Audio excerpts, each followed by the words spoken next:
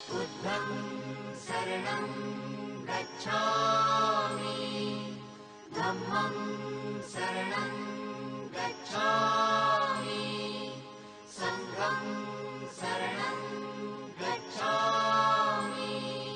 नमो बुद्धाय, जय Bhim. Welcome to दम्मा wave. आप हमारे साथ लाइव दम्मा वेव के फेसबुक के ऊपर जुड़ चुके हैं। ये जो प्रोग्राम हमारा होता है ये लाइव प्रोग्राम होता है और इसको हम वेंसडे को यूट्यूब के ऊपर अपलोड कर देते हैं। अगर किसी कारण आज आप हमारे साथ नहीं जुड़ पा रहे तो इसको आप यूट्यूब के ऊपर भी देख सकते हैं। अगर आपका कोई भी दम्मा रिलेटेड कोई क्वेश्चन है, आप कॉल कर सकते हैं हमें 919667972248 और 4165780000 के ऊपर आप हमें कॉल कर सकते हैं। And you can also email us dhammawaves.info@gmail.com. You can also follow us on Instagram and also you can follow us on YouTube. ये जो प्रोग्राम हमारा हर हफ्ते हम भारतीय समय 8 बजे हम देते हैं। Please do share the page and like the page and ज़्यादा से ज़्यादा लोगों तक ये पहुंचाने की आप कोशिश करें। तो आज का जो प्रोग्राम है, जैसे हमारे साथ आदरणीय वेनुबल भिक्खु रतन बोधी महाथेरो जी मुंबई से हमारे साथ जुड़ेंगे। वो आज की जो दम देशना का जो प्रोग्राम है वो आज करेंगे। और उनके साथ ही हमारे जो आदरणीय गेस्ट स्पीकर हैं मिस्टर देवेंद्र चंद्र जी जो यूके से हैं, वो हमारे आज के गेस्ट स्पीकर हैं। वो आज हमारे साथ जुड़ेंगे और वो जो यूके की जो एक्टिविटीज है उनके बारे में वो बातचीत करेंगे। आज की जो कोई कोटेशंस है, कोई फर्क नहीं पड़ता कि अतीत कितना कठिन है, आप हमेशा फिर से शुरू कर सकते हैं। जो बुद्धा की कोट के साथ आज का जो प्रोग्राम हम शुरू करते हैं। और आज का जो प्रोग्राम है हम डेडिकेट करते हैं क्वीन एलिजाबेथ जी को, जो आज हमारे बीच नहीं है। हम ट्रिब्यूट करते हैं उनको दम्मा वेव की टीम की तरफ से, जो शी लेफ्ट अस सितंबर 8 को वो हमें छोड़कर चले गए थे। और she was born in 1926 and जो 25 वर्ष की आयु में she after king George, after his father, her father, she became a queen. She was the longest जो सर्विंग क्वीन रही है। और फरवरी के अंदर जो उन्होंने जो प्लैटिनम जुबली जो अपनी मोनार्की की उन्होंने सेलिब्रेट की। और उसके साथ ही आज का प्रोग्राम हम ट्रिब्यूट करते हैं सितंबर 11 नेवर फॉरगेट। 2001 को ये जो बहुत बड़ी ट्रेजेडी न्यूयॉर्क में हुई थी, उसकी 21st एनिवर्सरी है। जो जो लोग हमसे उस ट्रेजेडी के दरमियान बिछड़ गए, कोई बाप, कोई मदर, कोई husband, wife and son and daughters, हम उनको आज का जो दम्मा वेव का प्रोग्राम ट्रिब्यूट करते हैं। प्रोग्राम शुरू करते हैं आज का। Wherever you are, if you feel safe, please put your palm together, let's do vandana together. उसके बाद हम आज बंते जी से दम देशना लेंगे। नमो तस् भगवतो अरहतो सम्मा संबुद्धस। नमो तस् भगवतो अरहतो सम्मा संबुद्धस। नमो तस् भगवतो अरहतो सम्मा संबुद्धस। Honor to him, the blessed one, the worthy one, the fully enlightened one. May all be healthy, happy, and peaceful. Sadhu, sadhu, sadhu. Pante जी, नमो बुद्धाय, जय भीम, वेलकम टू दम्मा वेव। Thank you. हाँ, शुरू करते हैं। जी जी शुरू जी करना है। हाँ। जी जी जी बनते।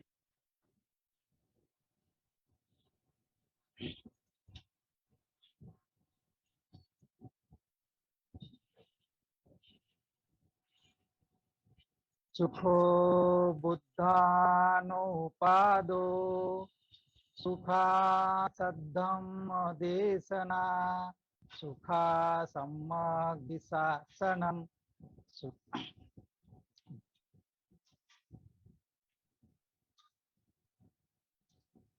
सुखो बुद्धान उपादो सुखा सद्धम्म देशना सुखा संगस्त सामग्री समज्ञानं तपो सुखो। विश्व वंदनीय महाकारुणिक तथागत भगवान बुद्ध का निर्वाणगामी ऐसा सद्धम्म और यह सद्धम्म का आचरण करने वाला भिक्षु संघ, इन तीनों रत्नों को मैं वंदन करता हूँ। विश्वभूषण भारतीय घटना के शिल्पकार परम पूज्य बोधिसत्व बाबा साहेब आम्बेडकर, उनके धम्म क्रांति को मैं प्रणाम करता हूँ। और आज जिन्होंने मुझे इनवाइट किया है, उपासक आयुष्मान हरवंश लाल बर्डी, आपने हमें प्रवचन के लिए आमंत्रित किया है। उनको साधुवाद देते हुए आप सभी उपासक उपासियों को धम्म के बारे में, आपको बुद्ध की शिक्षा को समझने के लिए 4 बातों को ध्यान में देना जरूरी है। आपको बुद्ध की शिक्षा को समझने के लिए 4 बातों को ध्यान में देना जरूरी है। एक है, यह विश्व ईश्वर द्वारा निर्मित है, इस वचन को नहीं मानना। दूसरा है, आत्मा परमात्मा को नहीं मानना। तीसरा है, कोई भी धर्म ग्रंथ को प्रथम ग्रंथ प्रमाण नहीं मानना। और चौथा है, जीवन प्रवाह सिर्फ इस शरीर तक ही सीमित है, ऐसा नहीं मानना। ये 4 जो बातें हैं, वो 4 बात अगर हम समझ लेते हैं तो बाकी का सब बुद्ध का जो धम्म है, बुद्ध की जो शिक्षा है, उसको हम आसानी से समझ सकते हैं।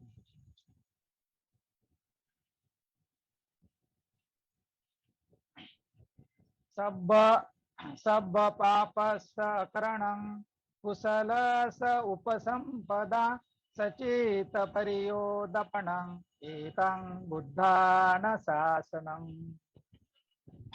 इसका अर्थ है, सभी पाप धर्मों से अलिप्त रहते हुए कुशल धर्मों को संचित करना और अपने चित्त को परिशुद्ध करना, यही बुद्ध की शिक्षा है। ये एक ही बुद्ध की शिक्षा नहीं, तो जितने भी बुद्ध हुए उनकी यही शिक्षा होती है, और आगे भी जितने भी बुद्ध होंगे उनकी यही शिक्षा होती है कि इसके मुताबिक चलना है। तो इसमें जो बताया है, सभी पाप धर्मों से अलिप्त रहना, तो क्या है पाप धर्म? पाप धर्म है प्राणियों की हत्या से विरक्त रहना, चोरी से विरक्त रहना यानी दूर रहना, और दूसरा है कि ना दूसरों से यानी हत्या करने के लिए प्रेरित करना, ना दूसरों को चोरी करने के लिए प्रेरित करना, और ना दूसरे को व्यभिचार करने के लिए प्रेरित करना। और तीसरा है कि ना ऐसे आदमी की तारीफ करना, जो हत्या करते हैं उनकी तारीफ नहीं करना है, जो चोरी करते हैं उन व्यक्ति की तारीफ करना नहीं है, और जो झूठ बोलते हैं, हाँ, ये आदमी की तारीफ नहीं करना है। ऐसे 3 प्रकार बताया है कि खुद पाप कर्म से अलिप्त रहना है, दूसरों को भी बताना नहीं कि तुम भी पाप कर्म करो, और तीसरा है कि जो लोग पाप कर्म करते हैं, अकुशल कर्म करते हैं, उनकी प्रशंसा नहीं करना है। ना झूठ बोलना, ना चुगली करना, ना गाली देना, ना बकवास करना, और ना झूठ बोलने वाले के लिए प्रेरित करना, ना झूठ बोलने के लिए प्रेरित करना, ना चुगली करने के लिए प्रेरित करना, और ना ऐसे व्यक्ति की तारीफ करना कि जो झूठ बोलते हैं, चुगली करते हैं, बकवास करते हैं, ऐसे लोगों की तारीफ नहीं करना है। इस प्रकार पाप धर्मों से या अकुशल कर्मों से दूर रहना है। आगे कुशल कर्म क्या है? तो कुशल कर्म यह है, महाकारुणिक तथागत बुद्ध ने 10 पुण्य क्रिया वस्तु, उनको ही 10 अभिसंस्कार, पुण्य अभिसंस्कार भी कहते हैं, जो अपने चित्त को 10 प्रकार से अभिसंस्कारित करते हैं। तो पहला है दान, दूसरा है पत्ती दान, तीसरा है पतानुमोदन, चौथा है वेय्यावच्च, वेय्यावच्च यानी माता पिता की सेवा करना। पांचवा है अपचय यानी गुरुजन की सेवा करना। और छठवा है शील का आचरण करना यानी पंचशील का पालन करना महीने में। और अष्टशील का पालन करना वो है 4 दिन, महीने में 4 दिन आते हैं कि जो पूर्णिमा के दिन, चतुर्दशी के दिन यानी अमावस्या के दिन, और दोनों पक्ष की जो अष्टमी आती है वो अष्टमी के दिन उपवास रखना चाहिए यानी 8 शीलों का पालन करना चाहिए। और बाद में है 7वां है धम्म सवन, और 8वां है धम्म देशना। 9वां है भावना करना यानी उसमें मैत्री भावना आती, बुद्धानुसति, धम्मानुसति, संघानुसति, त्यागानुसति, शीलानुसति, आनापान सति, ऐसी ये भावना करना चाहिए। और 10वां आता है दिट्ठी उजुकम्म, ये सम्यक दृष्टि है कि इसमें हमें हमें जानना है, हमें क्या जानना है, तो कुशल क्या है, अकुशल क्या है, और ये कुशल का मूल क्या है, अकुशल का मूल क्या है। तो जो 10 शील बताए हैं, हत्या नहीं करना है, चोरी नहीं करना है, व्यभिचार नहीं करना है, झूठ नहीं बोलना है, नशा पानी नहीं करना है, और किसी की मैत्री नहीं तोड़ना है, और बकवास बात नहीं करना है। तो ये शील जो है वो शील का पालन करना है यानी कुशल कर्म है। और ये कुशल का मूल क्या है, तो अराग, अद्वेष और मोह, अमोह। अराग, अद्वेष और अमोह यानी लोभ करना नहीं है, और कौन से भी चीज का लोभ करना नहीं। वो काम का लोभ हो सकता है, पैसे का लोभ हो सकता है, ऐसा लोभ नहीं करना है। तो दान देना है। और दोष दोष जो बताया है, तो दोष के विरुद्ध आता है कि अपन मैत्री करना है, तो मैत्री युक्त चित्त उत्पन्न करना है। ये सम्मा दिट्ठी है यानी ये उजू कर्म है कि जो कुशल अपने को जानना है, कुशल का मूल क्या है वो जानना है। और कुशल क्या है और अकुशल का मूल क्या है, तो हत्या करना, चोरी करना, व्यभिचार करना, झूठ बोलना, नशा पानी करना, चुगली करना, झूठ कोर्ट में बोलना, ये भी उसमें आता है। तो ये है अकुशल। और ये अकुशल का मूल क्या है, तो राग, द्वेष और मोह। राग युक्त चित्त से वो ये सब तीन जो है, राग, द्वेष और मोह, इसी के वजह से अकुशल कर्म अपने से होते हैं। और वो अकुशल कर्म करने के लिए 10 चित्त उत्पन्न होते हैं, अकुशल चित्त उसको बोलते हैं। तो वो उत्पन्न होते हैं और अपने से दोष अपन वो दोष करते हैं, तो वो उससे अलिप्त रहना, वो समझ में लेना है। और भगवान बुद्ध का जो धम्म है वो कम्म सिद्धांत क्या है, तो उसमें पाली में बताया है, कम्म सकोमी, कम्म दायादो, कम्म योनि, कम्म बंधु, कम्म पटिसरना, यंग यंग कम्मं करिस्सामि कल्याणं वा पापकम वा तस दायादो होती भविष्य माती यानी भविष्य। तो ये दान के बारे में अभी पहले बताते हैं कि दान क्या है। यानी कुशल कुशल अभिसंस्कार करने का 10 प्रकार के जो अभिसंस्कार है अपने चित्त पे करना चाहिए, और वो करने के लिए दान पहले आता है। तो दान क्या है, दान के बारे में भगवान बुद्ध ने बताया है। एक बार श्रावस्ती में जेतवन विहार में भगवान बुद्ध बैठे थे, और भिक्षु संघ भी बैठा था, और उपासक लोग भी बैठे थे।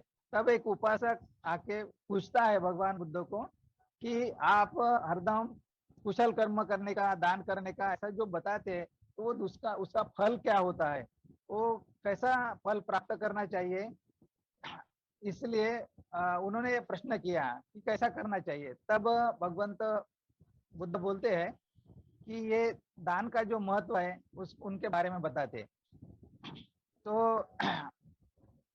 भगवंत बोलते हैं कि दान एक ऐसा वक्त गुजर गया, यानी बहुत काल के पहले एक उपासक उत्पन्न होता है, या एक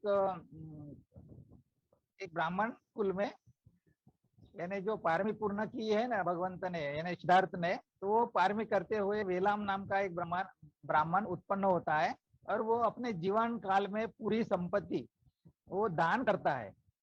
तो वो क्या दान करता है? सोने के 84,000 पात्र, उसमें कुछ वस्तु भर के वो 84,000 लोगों को दान करता है। ऐसे चांदी के बर्तन, 84,000 चांदी के बर्तन, उसमें कुछ चीज डाल के 84,000 लोगों को दान करता है। बाद में जो काशा के बर्तन रहते हैं उसमें भी कुछ वस्तु डाल के 84,000 लोगों को दान करता है। बाद में कंबल और चर्म,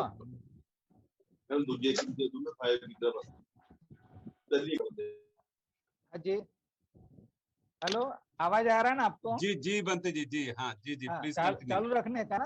हाँ जी जी हाँ जी जी हाँ जी। हाँ, तो मृगचर्म और कंबल वो 84,000 लोगों को दान करते हैं। उसके बाद गाय और बछड़े 84,000 लोगों को दान करते हैं। और उसके बाद वो 84,000 लोगों को भोजन दान खिलाते हैं। तो उन्होंने उनके जीवन काल में जितना भी संपत्ति है माँ की तरफ की और पिताजी की तरफ की, वो सब संपत्ति वो दान करता है। तो भगवंत पूछते हैं भिक्षु संघ को कि ये व्यक्ति ने जो दान किया है उसका पुण्य कितना मिला होगा?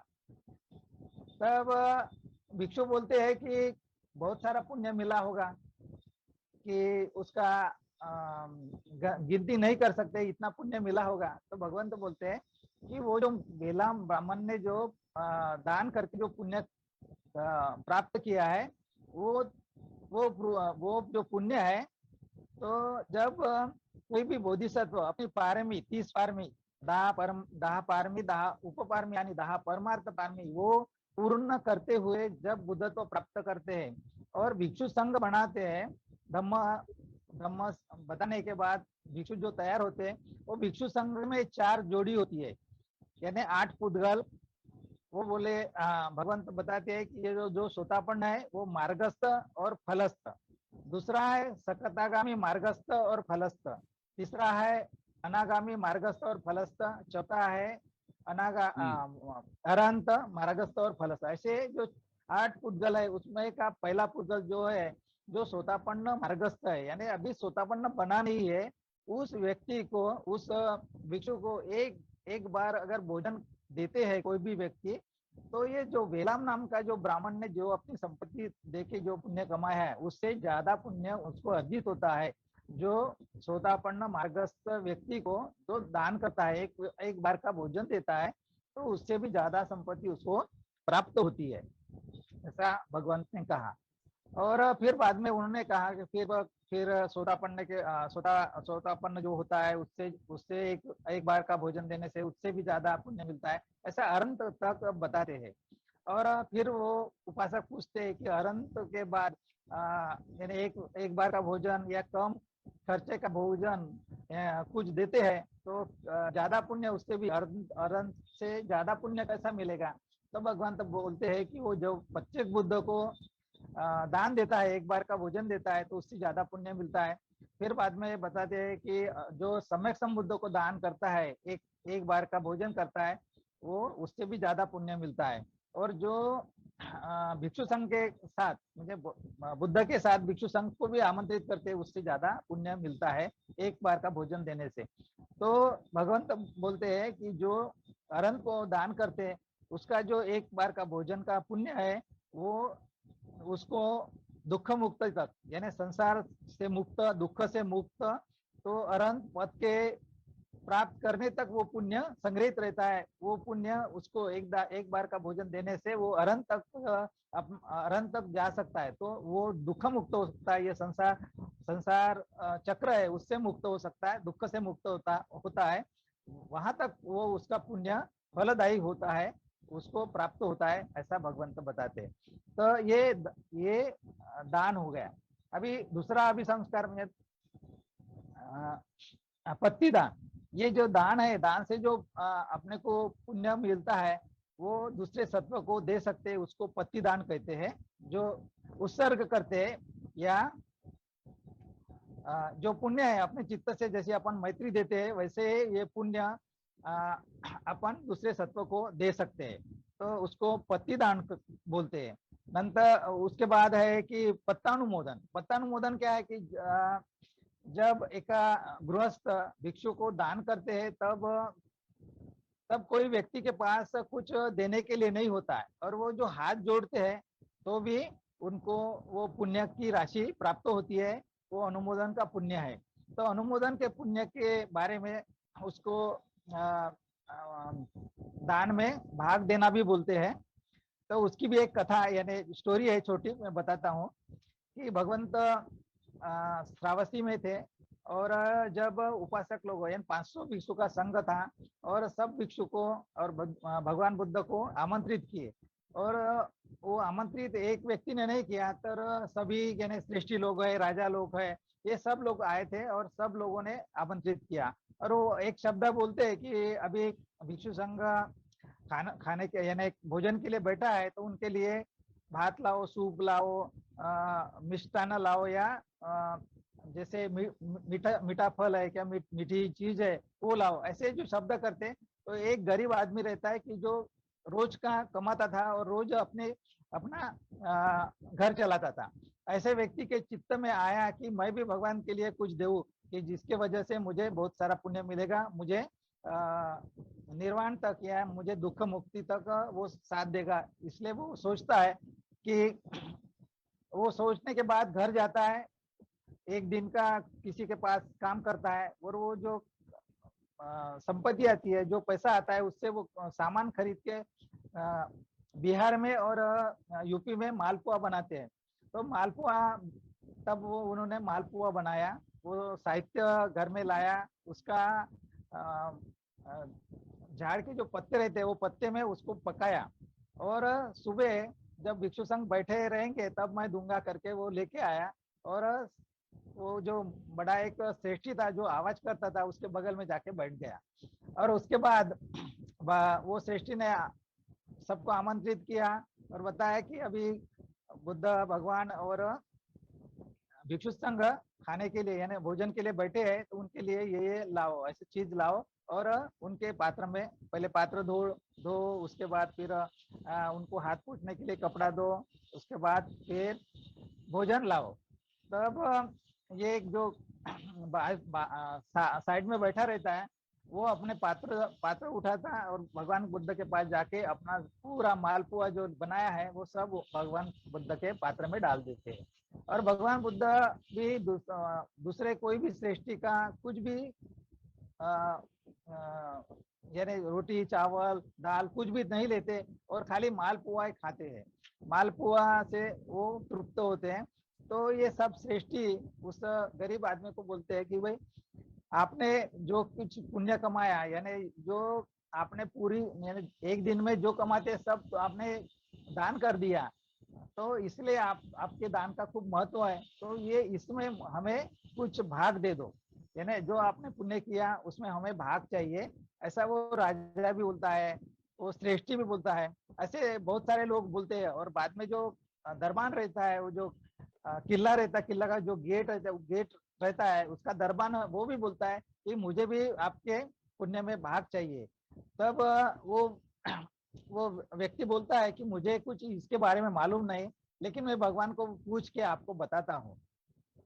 तब भगवान बुद्ध के पास जब खाना खाने के बाद निवृत्त हुए, तब भगवान के पास जाके वो पूछता है कि ये लोग सब ऐसे बोल रहे हैं कि आप जो पुण्य किया उसमें हमें भाग चाहिए, और उसके लिए हम कुछ संपत्ति देते हैं, कुछ जमीन देते हैं, कुछ धन देते हैं, आपको नौकर देते हैं। ऐसा सब लोग यानी राजा से लेके दरबान तक सब बोल रहे हैं।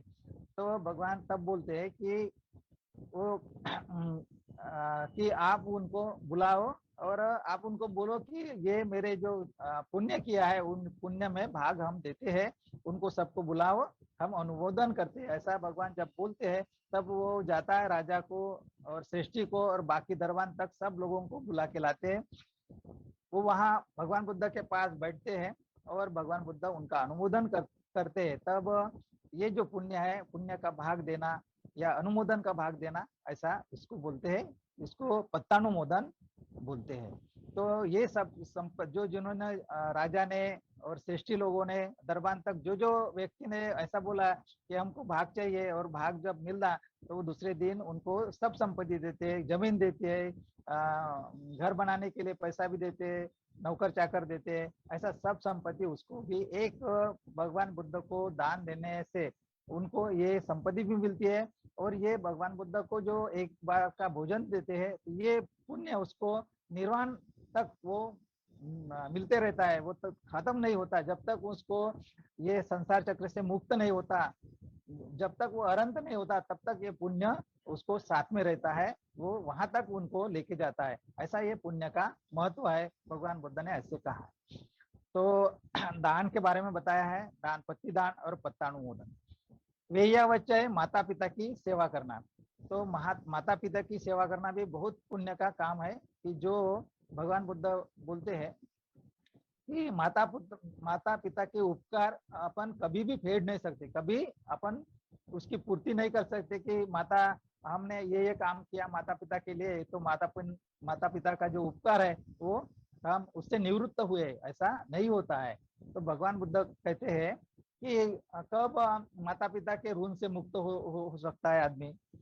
तो भगवान कहते हैं कि उसने पूरे जीवन काल में 100 वर्ष अगर अपने कंधे पे माता पिता को बिठा के रखा और सब सेवा किया, तो भी वो माता पिता के ऋण से मुक्त नहीं होता है। मुक्त कैसा होता है, भगवान आगे कहते हैं कि जो माता पिता त्रिशरण की शरण में आए नहीं है, अगर पुत्र ने अपने माता पिता को त्रिशरण की शरण में अगर प्रतिष्ठित किया, तो वो माता पिता के ऋण से मुक्त होता है।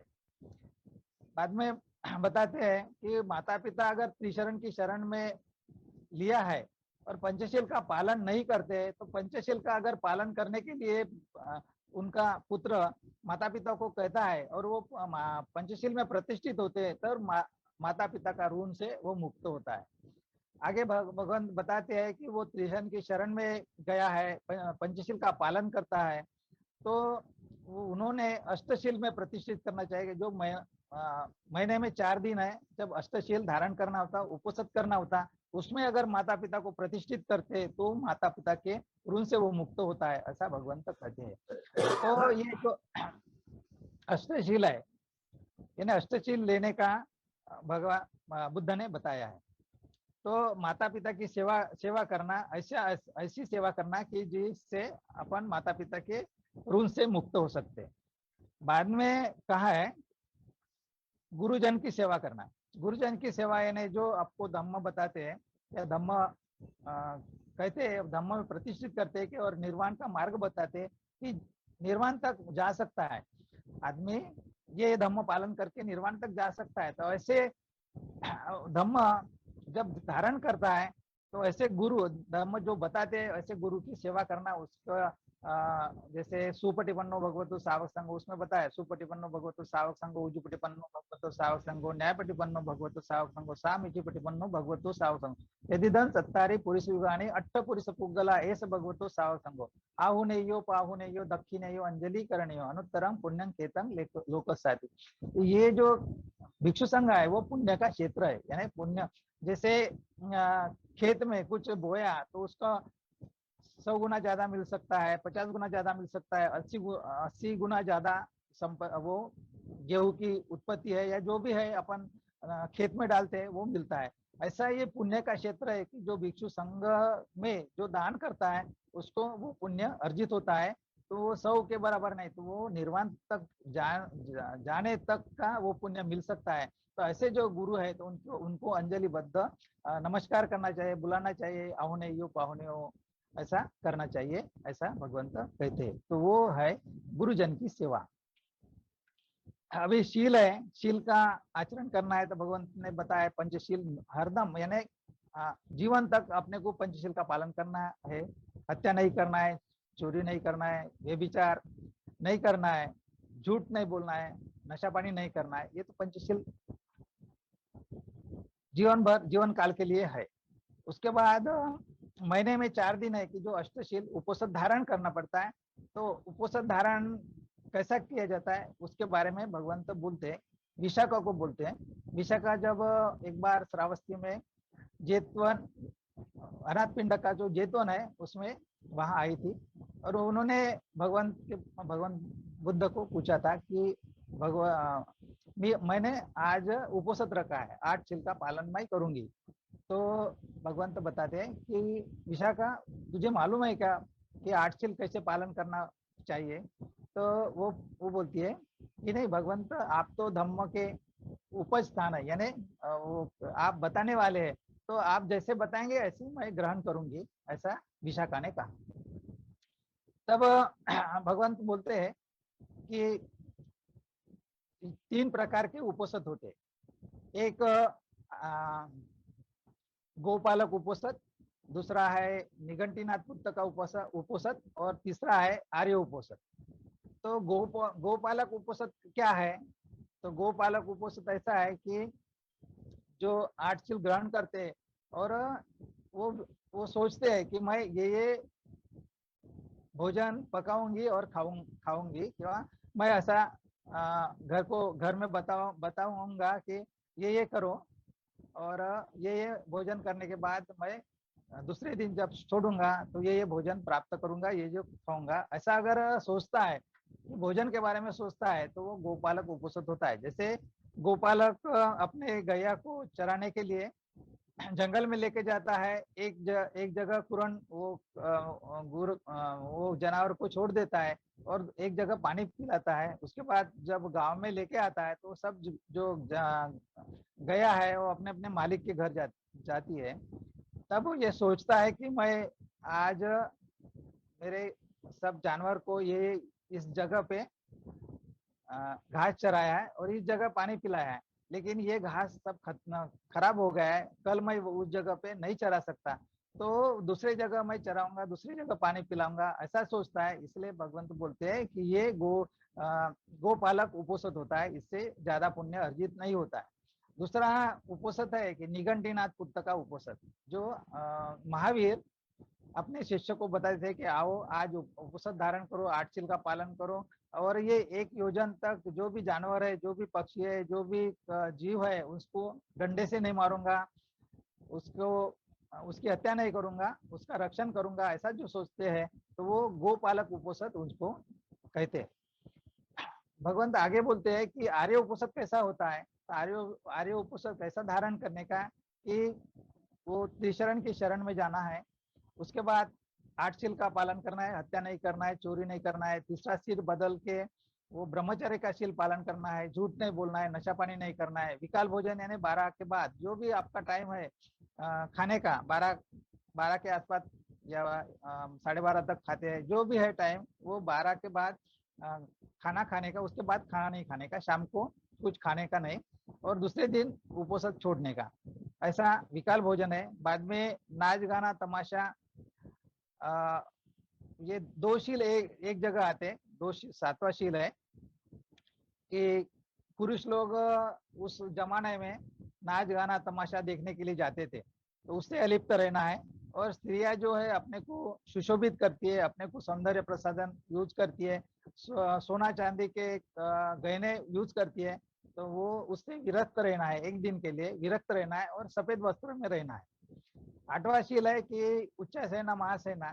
तो भगवंत उस जमाने में जो श्रेष्ठी लोग है, जो राजा लोग है, राजकुमार है, ये सबको भी उपोषित के लिए बोलते थे, उपोषित वो धारण करते थे। तो उनके यहाँ जो सोने चांदी के वेलबूटी यानी नक्शी काम करने किए हुए बिछाने रहते थे, तो उससे विरत रहने का, मृग चर्म और व्याघ्र चर्म भी वो यूज करते थे, जो जानवर को मारने के सिवा मिलता नहीं, तो उससे भी विरक्त रहने के लिए कहते थे।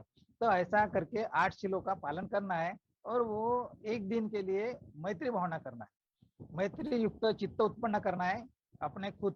वो मैत्री ऐसी बताए कि खुद के ऊपर मैत्री करना है, बाद में माँ बाप को सामने रख के माँ बाप को मैत्री करना है, बाद में गुरु को सामने रख के गुरु को मैत्री करना है, उसके बाद पूरे मित्र को भी मैत्री करना है, कोई दुश्मन है अपना उसको भी मैत्री देना है, और अपने घर में सब जितने भी लोग हैं सबको मैत्री देना है। उसके बाद अपन जिस मोहल्ले में रहते हैं वो वहां रहने वाले सभी प्राणी को मैत्री देना है, मनुष्य प्राणी हो गया, बाद में जमीन के ऊपर रहने वाले सभी प्राणी, सभी जीव, पानी में रहने वाले सभी जीव और आकाश में उड़ने वाले पंछी, ये सभी को मैत्री देना है कि उनका मंगल हो। यानी जैसे वो वैर पाली में बोलते हैं, अहंग अवैरो होमी अव्यापज होमी अनिदो होमी सुखी अत्ताणंग परिहरामी अयंग मयंग आचार्य उपजाय हितक सत्ता मज्जिक सत्ता वैरी सत्ता, वो सब वैर रहे। तो वो हितक सत्ता मज्जिक सत्ता वैरी सत्ता अवेरा होन्तु अव्यापज होन्तु अनिदा होन्तु सुखी अत्ताणंग परिहरन्तु दुःखम अचंतु यथा लब्ध संपत्ति तो माँ विगच्छन्तु कमस्सका। तो आप हिंदी में या आप पंजाबी लैंग्वेज में या जो भी जिनकी जो लैंग्वेज है उसमें आप बोल सकते हैं, मैत्री कर सकते हैं खुद के ऊपर। वो मैं वही रहित हो, व्यापाद रहित हो, उपद्रव रहित हो, कर्मस्व को प्राप्त संपत्ति से वंचित ना हो, सुखी हो, समृद्ध हो, आनंदी हो, दुख रहित हो, भय रहित हो, शोक रहित हो और मुझको स्वास्थ्य लाभ हो।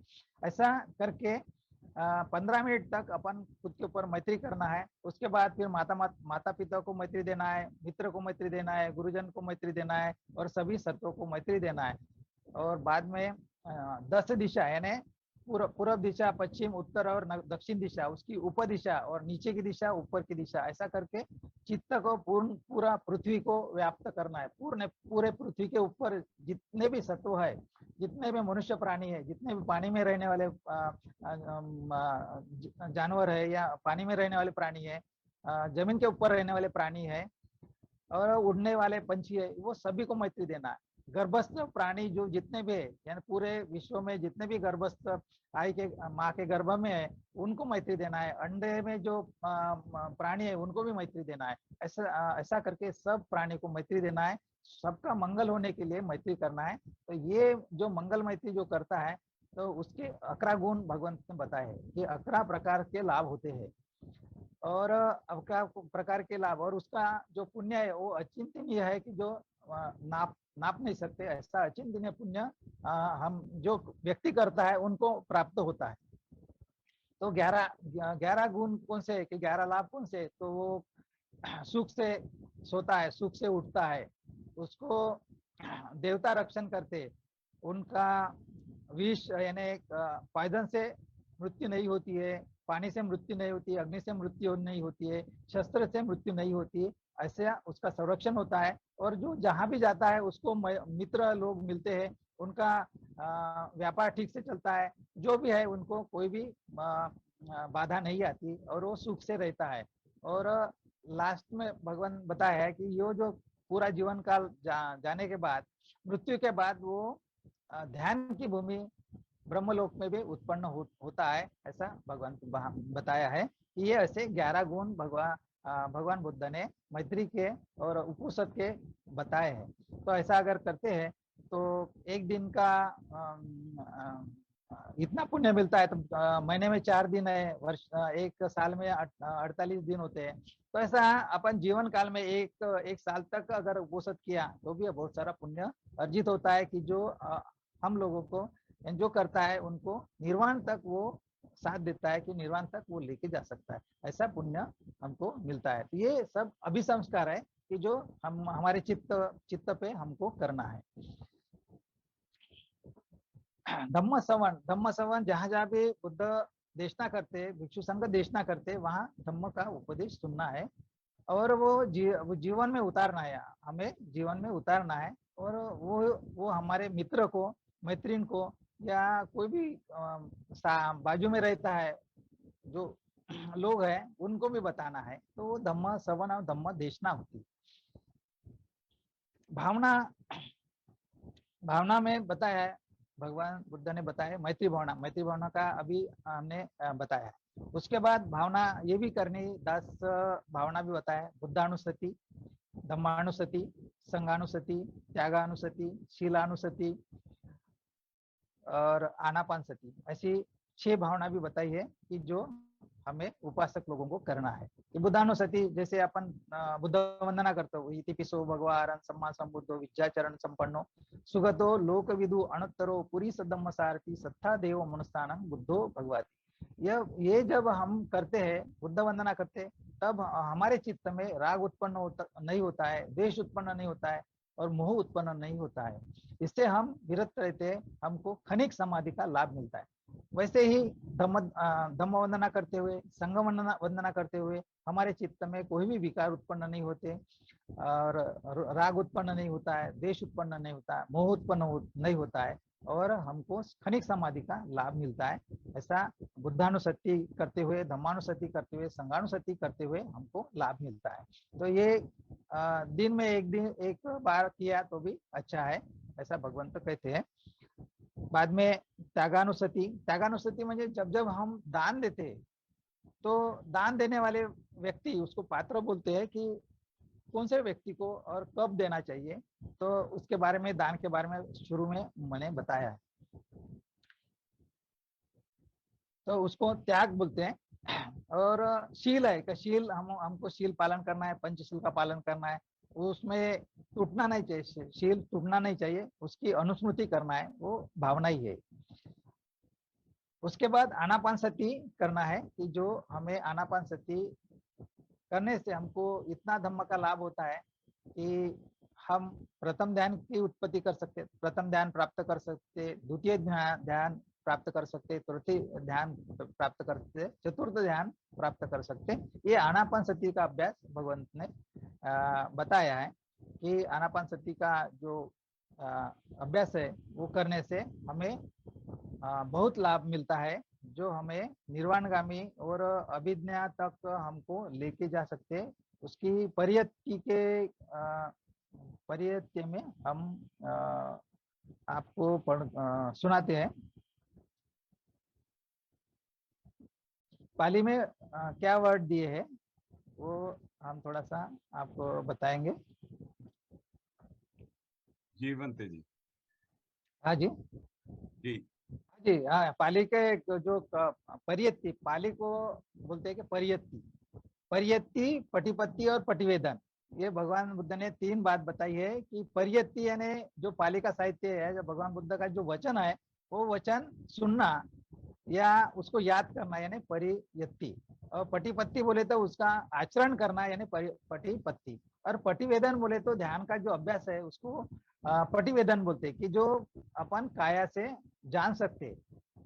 धम्मं कायन पश्यति यानी जो भी धम्म अपना उत्पन्न होता है तो वो अपन अपने शरीर से जान सकते हैं।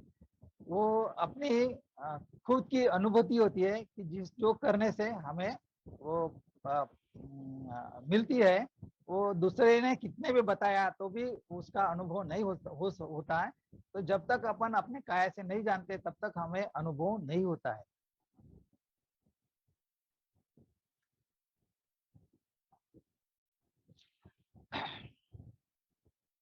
जी बनते जी, हमारे पास हाँ जी, 5 मिनट हैं और 5 मिनट का है, ठीक है, फिर जी भी जी वो नहीं सुनाता है, आगे ये पूरा कर देता हूँ। जी दिट्ठी उजकम्मा, और 10वां है दिट्ठी उजकम्मा। उसमें उसको सम्मा दिट्ठी बोलते हैं। तो सम्मा दिट्ठी के बारे में तो क्या कुशल क्या अकुशल, कुशल क्या है क्या अकुशल है वो जानना है, कुशल का मूल और अकुशल का मूल ये भी बताया है।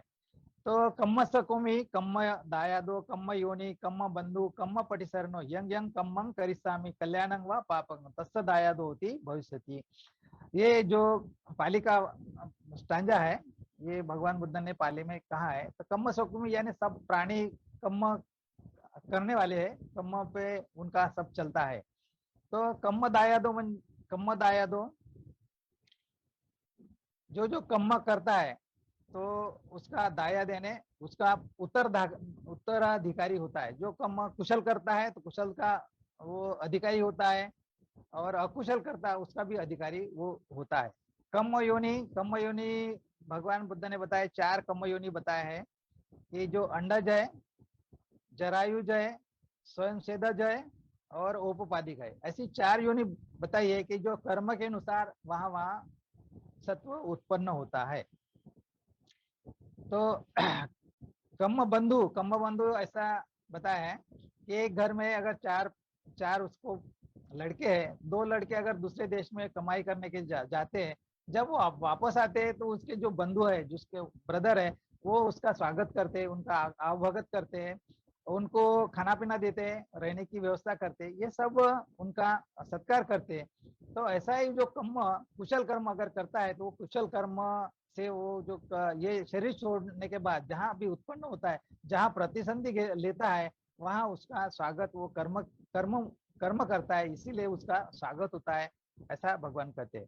कम्म पटिसरनो, कम्म पटिसरनो यानी अपने माँ बाप के छत्र में जो बच्चे पलते हैं, बड़े होते हैं, तो उनको कुछ भी करना नहीं पड़ता। लेकिन एकादा जो अभागा है कि उसको माँ बाप नहीं है, माँ बाप गुजर जाते हैं, तो उनको बहुत तकलीफ होती है, और समाज में यानी अपनी उनको बहुत कार्य ऐसा करना पड़ता है कि जो कठिन कार्य होता है और वो उसको मालूम रहता है।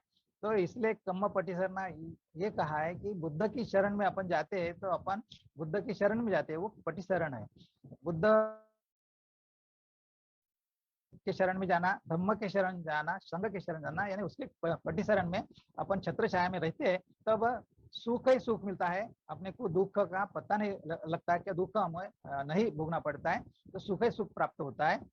इसलिए कम्म पटिसरणो यंग यंग कम्मं करिष्यामि कल्याणं व पापकं, यानी जो कर्म है, जो अच्छे कर्म है, कुशल कर्म है, वो जो अकुशल कर्म है या पापमय कर्म है, वो अगर करते हैं तो उसके भविष्य काल में हम उत्तराधिकारी होते हैं। जैसे माँ बाप की संपत्ति में बच्चे उत्तराधिकारी होते हैं, ऐसे ये कर्म से वो उसके दायाद होते हैं या उत्तराधिकारी होते हैं। ये कर्म के उत्तराधिकारी होते हैं। जो कर्म कुशल करते हैं तो कुशल के अधिकारी होते हैं, अकुशल करते तो अकुशल के अधिकारी होते हैं।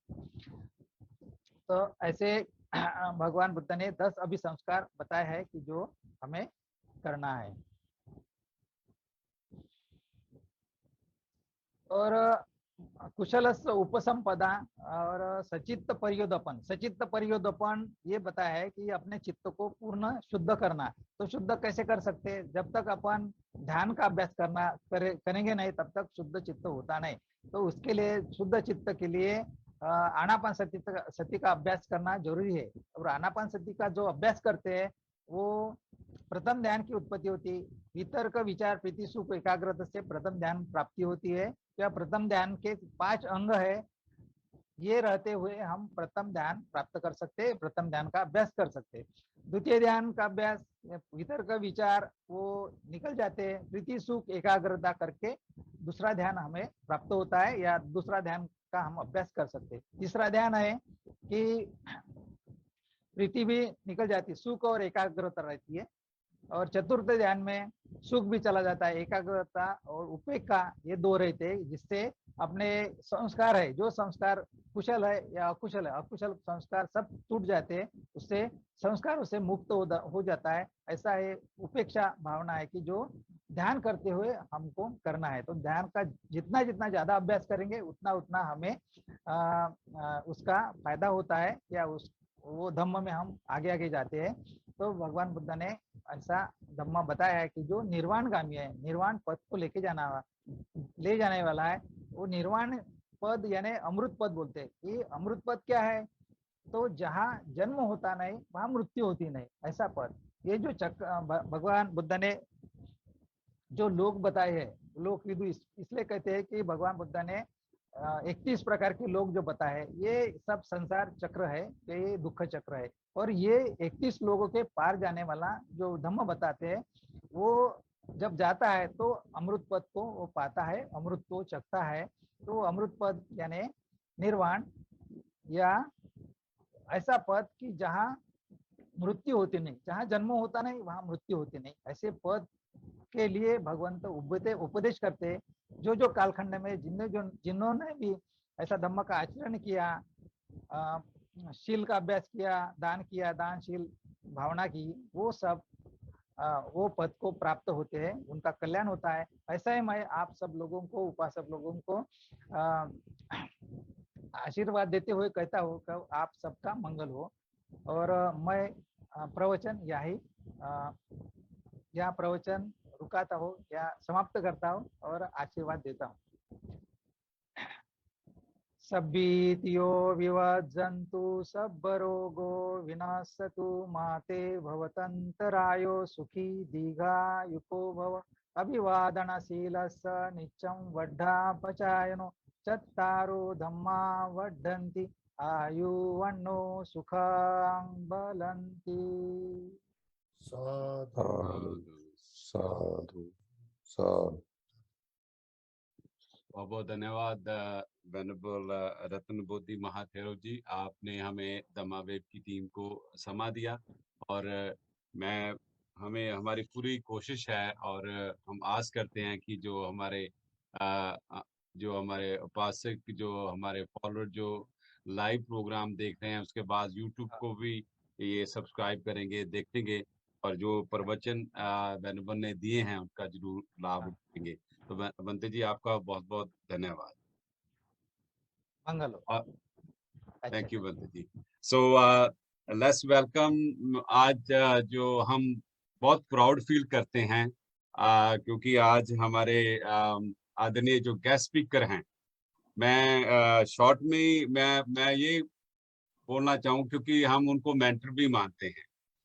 बिकॉज अगर आप देखें कि उनका जो he came to UK 1975 में 75 में वो आए, 47 ईयर बनते हैं अगर हम लगाते हैं टोटल।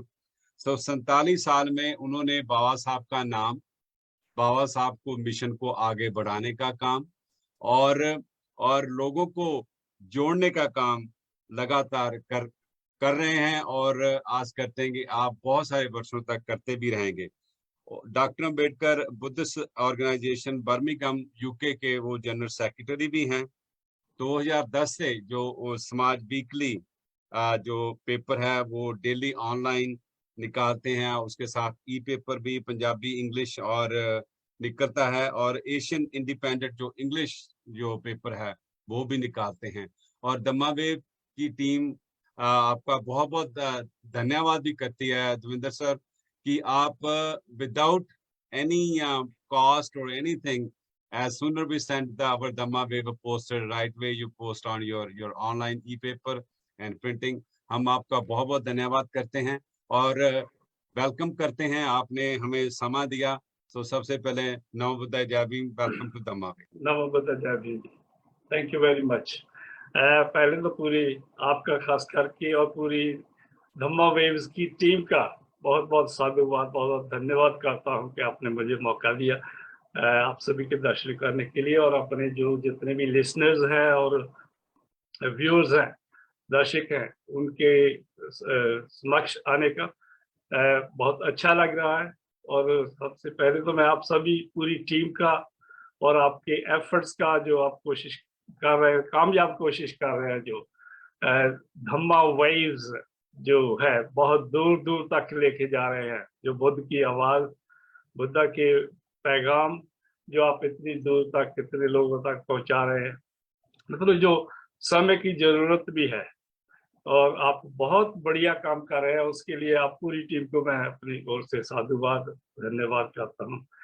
भी पहले भंते जी का प्रवचन सुना, उसके बाद सुजाता सिस्टर का भी जो उन्होंने पूरा वीक का ब्यौरा दिया, वेरी इन्फॉर्मल, बहुत जानकारी भरपूर था। तो यह मेरे बारे में आपने बताया, मैं I am not a good speaker but I will try to say few things. उसके बाद अगर आप कुछ पूछना चाहे तो पूछ सकते हैं, लेकिन जैसे मैं अपने बारे में बताऊं तो इंडिया में जब था, इंग्लैंड आने से पहले, तो मैं एक ऐसे परिवार से ऐसे एटमॉस्फेयर में ग्रोन अप हुआ हूँ जहाँ बाबा साहब का नाम पहले से ही था। मतलब बचपन से हम बाबा साहब का नाम सुनते आए हैं, बचपन से रिपब्लिकन पार्टी की एक्टिविटीज देखते आए हैं। एक मैं थोड़ी अपनी याददाश्त मेमोरी जो है वो शेयर करना चाहूँगा कि वो हिस्टोरिक चीज़ है। उसमें मेरे पिताजी चौधरी फकीर चंद जी नकोदर से हैं, काफ़ी लोग जानते हैं उनको। उन्होंने 1985 में बीएसपी पे जनरल सीट पे नकोदर से इलेक्शन भी लड़ा था। तो वो जब हम छोटे थे तो वो अक्सर बताते हैं कि जब 1951 में बाबा साहब डॉक्टर अम्बेडकर जी भुट्टा मंडी जलंधर आए थे, तो उस समय एक हमारे गांव के ही आप सभी जानते हैं करमचंद बाट जी, बाठा से करमचंद बाट जी लाहौर अम्बाली जी के नेताजी, लाहौर अम्बाली जी के काफी करीबी रहे, साथ रहे हैं, उसका काफी सहयोग भी है डॉक्टर अम्बेडकर भवन लेने में। तो उनके एक भाई थे शादीराम जी।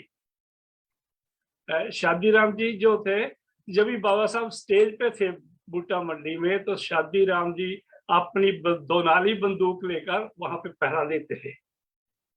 हमें बहुत वो चीज प्रभावित करती थी कि बाबा साहब स्टेज पे होंगे और एक जवान आदमी बंदूक लेके, अपने लोगों के पास उस वक्त बहुत कम बंदूकें होती थी, वो वहां पे पहरा दे रहे हैं। और दैट वाज वेरी एक्साइटेड चीज थी मेरे। अभी मैं सोचता हूँ कैसा लगता होगा, तो मुझे बहुत अच्छा लगता है। सो मतलब ऐसे माहौल में हम वहां पे ग्रोन अप हुए, फिर स्कूल कॉलेज गए, फिर 75 में मतलब ये जो अपना बाकी पॉलिटिकल एक्टिविटीज वाला, तो कॉन्फ्रेंस वाला और इलेक्शन में हिस्सा लेना, तो वो तो चलता ही रहा।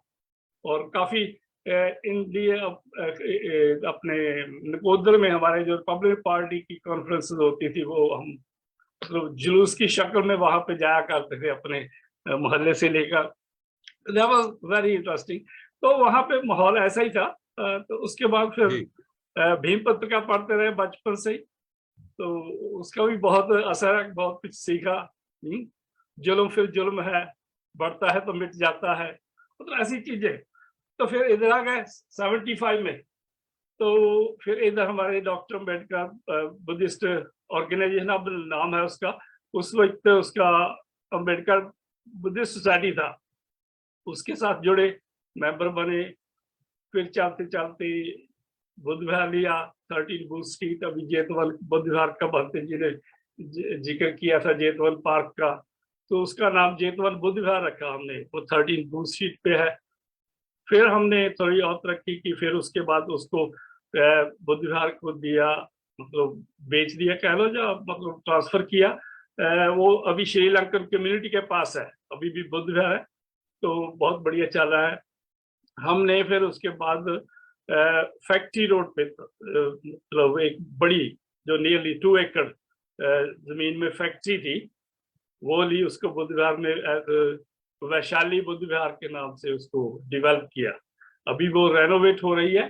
अभी उसको हमारा आइडिया कि उसको कमर्शियल यूज करेंगे। हमने एक और देखी है जगह जो चर्च है, तो उसको Buddha vihar as a Buddha vihar use करेंगे।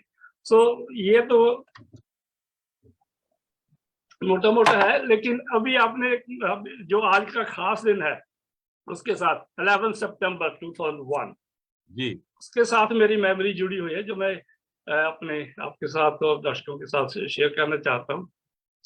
कि जब ये हैपन हुआ, टावर जब ही गिरे, ये अपने 11 सितंबर 2001 में, तो उस 2001 में there was a world conference against racism in Durban. तो हम डरबन में थे, मैं और मेरी वाइफ, वो कॉन्फ्रेंस अटेंड करने के लिए गए थे। हमारे साथ बलराम सापला जी और 1-2 साथी इंग्लैंड से और भी थे, तो हम वहां पे गए।